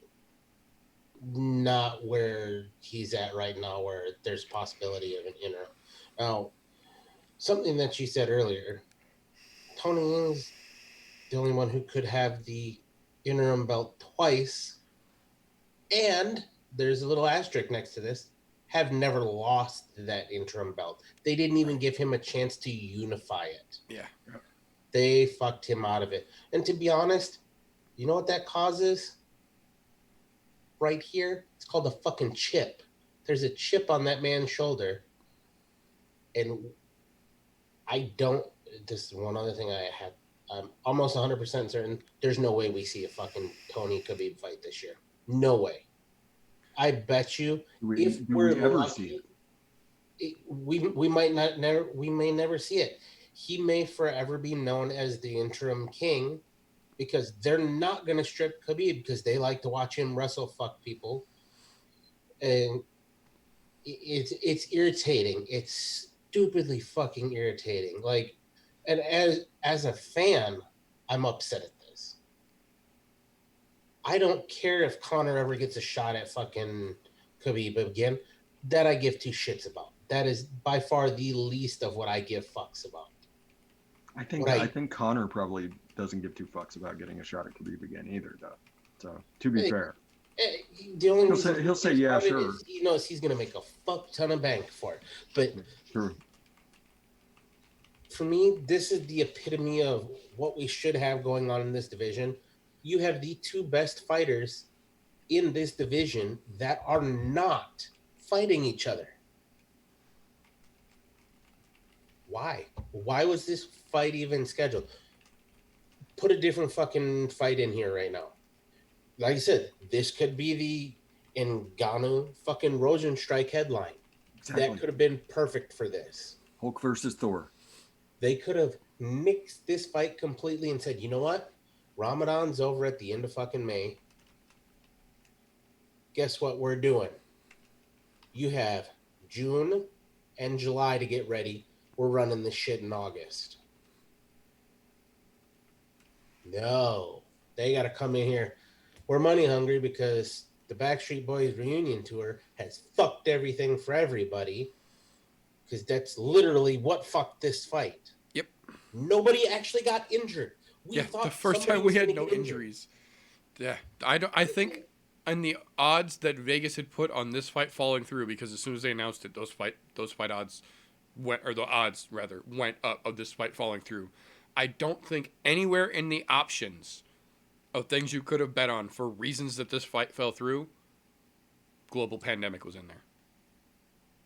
Yeah, to be quite honest, so fucking, it's so irritating that they couldn't, for the life of the fans and the true king of the lightweight division, have put this off until fucking August.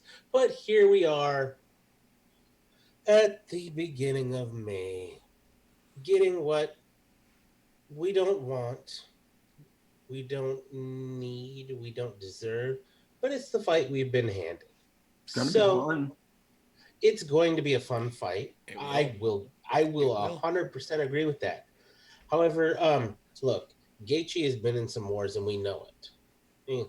Fuck, you can go back to his early days when he fought Nick Newell, and that was a fucking war. That was a slobber knocker if ever there fucking was one.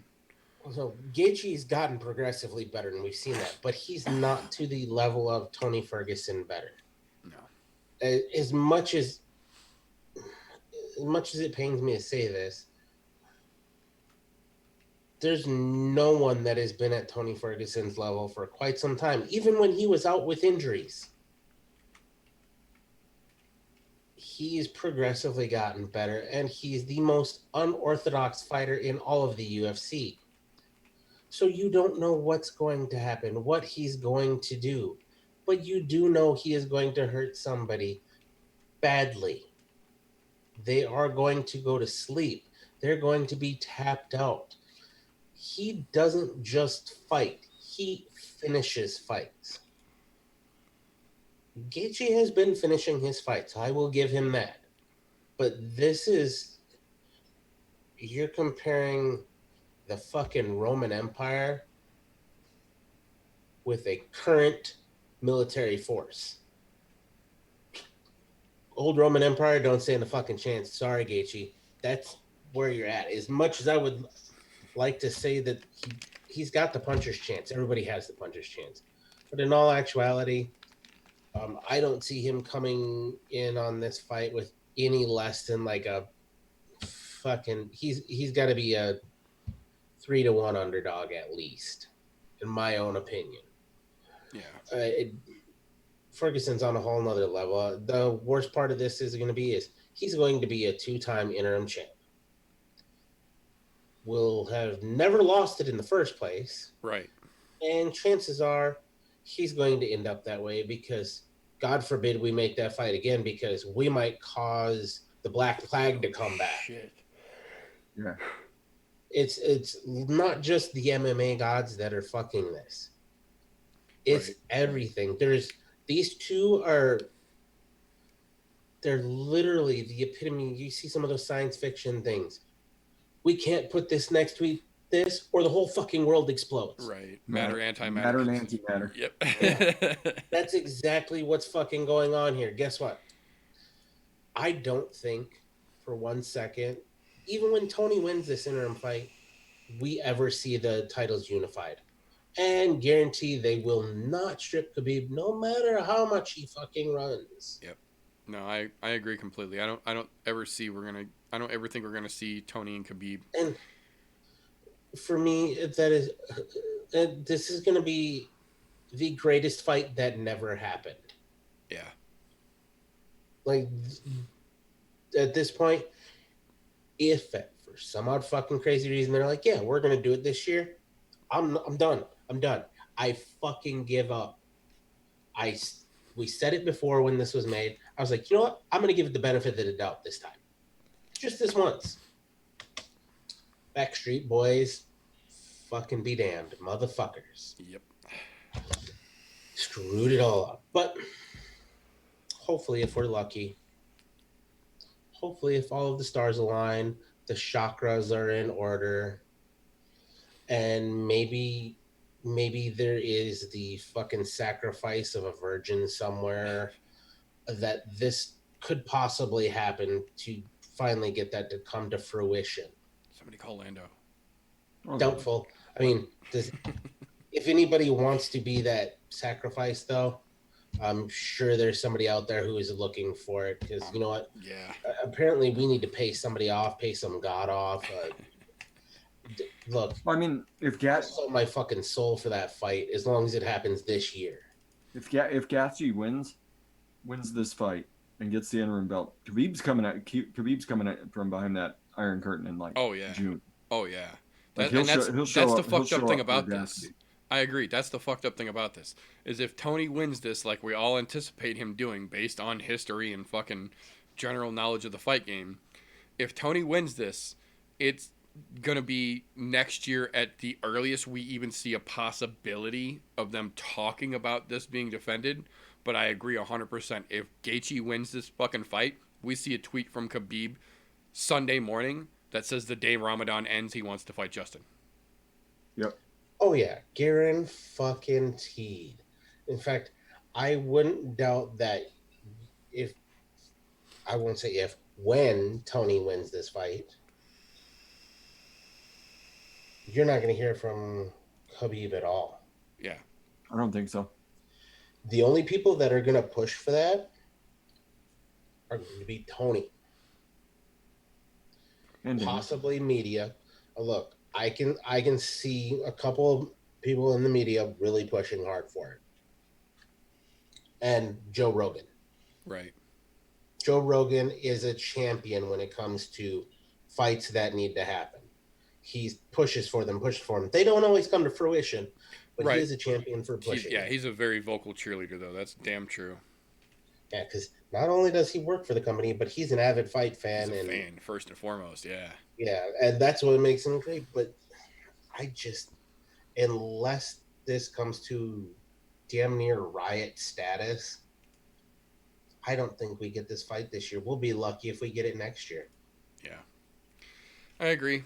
But that's the neat thing about the fight game. It changes all the fucking time. And despite not having anything going on this coming weekend to entertain us, we've got 249 coming up next week. This has been our breakdown. Next week, ladies and gentlemen, we are going to give you another cram-packed episode because next week, so long as nothing crazy changes between now and then with 249, we're going to bring you folks our talks at least as much as we can with the information we've been giving about the May 13th and the May 16th event. But that is all we've got for this particular episode. So before we get out of here, I want to go around real quick and thank these gentlemen for coming along in the shenanigans that are the I'm No Joe podcast. So if someone needs just a little bit more info about where they could start looking in the PNW for Uncle Chael's hideout grain silo, how could they track you down after the show, Fresh03? YouTube.com/Fresh03. Instagram Fresh0133.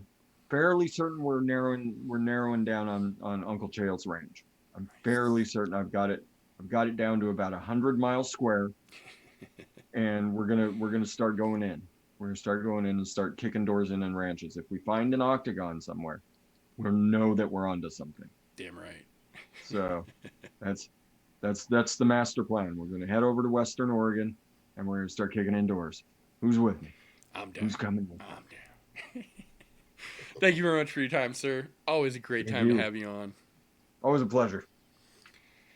And now, if somehow at this point, I don't know how they could, but if, for argument's sake, somebody still hasn't figured out the best place to get cheese curds and a roundhouse kick in the Green Bay area, how are they going to be able to get a hold of you and get that valid information, Mr. Golf T? Wednesday nights, right here, Golf T Vapes, 9:30 Central Time. And shoot me a message on Instagram. I don't post on there, but I do answer messages. And I'll be glad to talk shit with you anytime.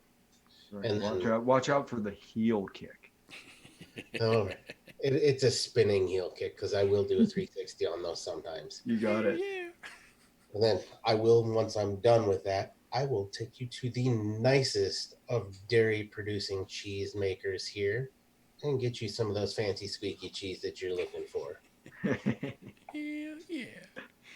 Thank you very much for your time, sir. Always appreciate when you're here to help us break down this shit. So, that being said, that's all we've got for you fine folks this evening. So, if you enjoyed what we did for you today, maybe give us a thumbs up. If we made you chuckle, brought some new point of view to you, subscribe. We try and do this every Thursday. If we really enlightened your point of view, if we brought things to you that you didn't quite understand until we help break it down, share an episode of this. We're trying to grow this damn thing.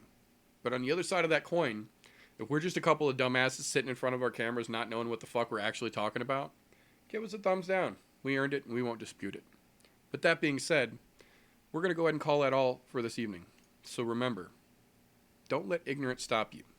You can vote for anything.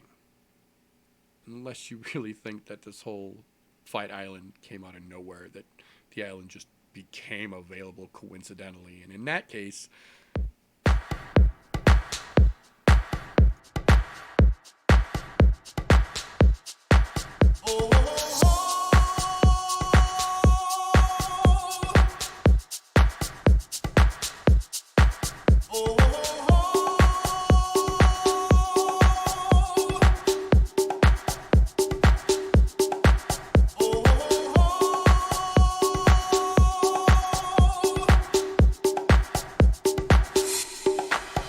everybody was kung fu fighting.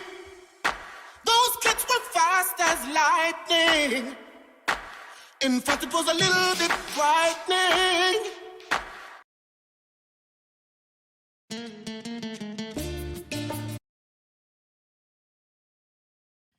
How do I say goodbye to what we had? The good times.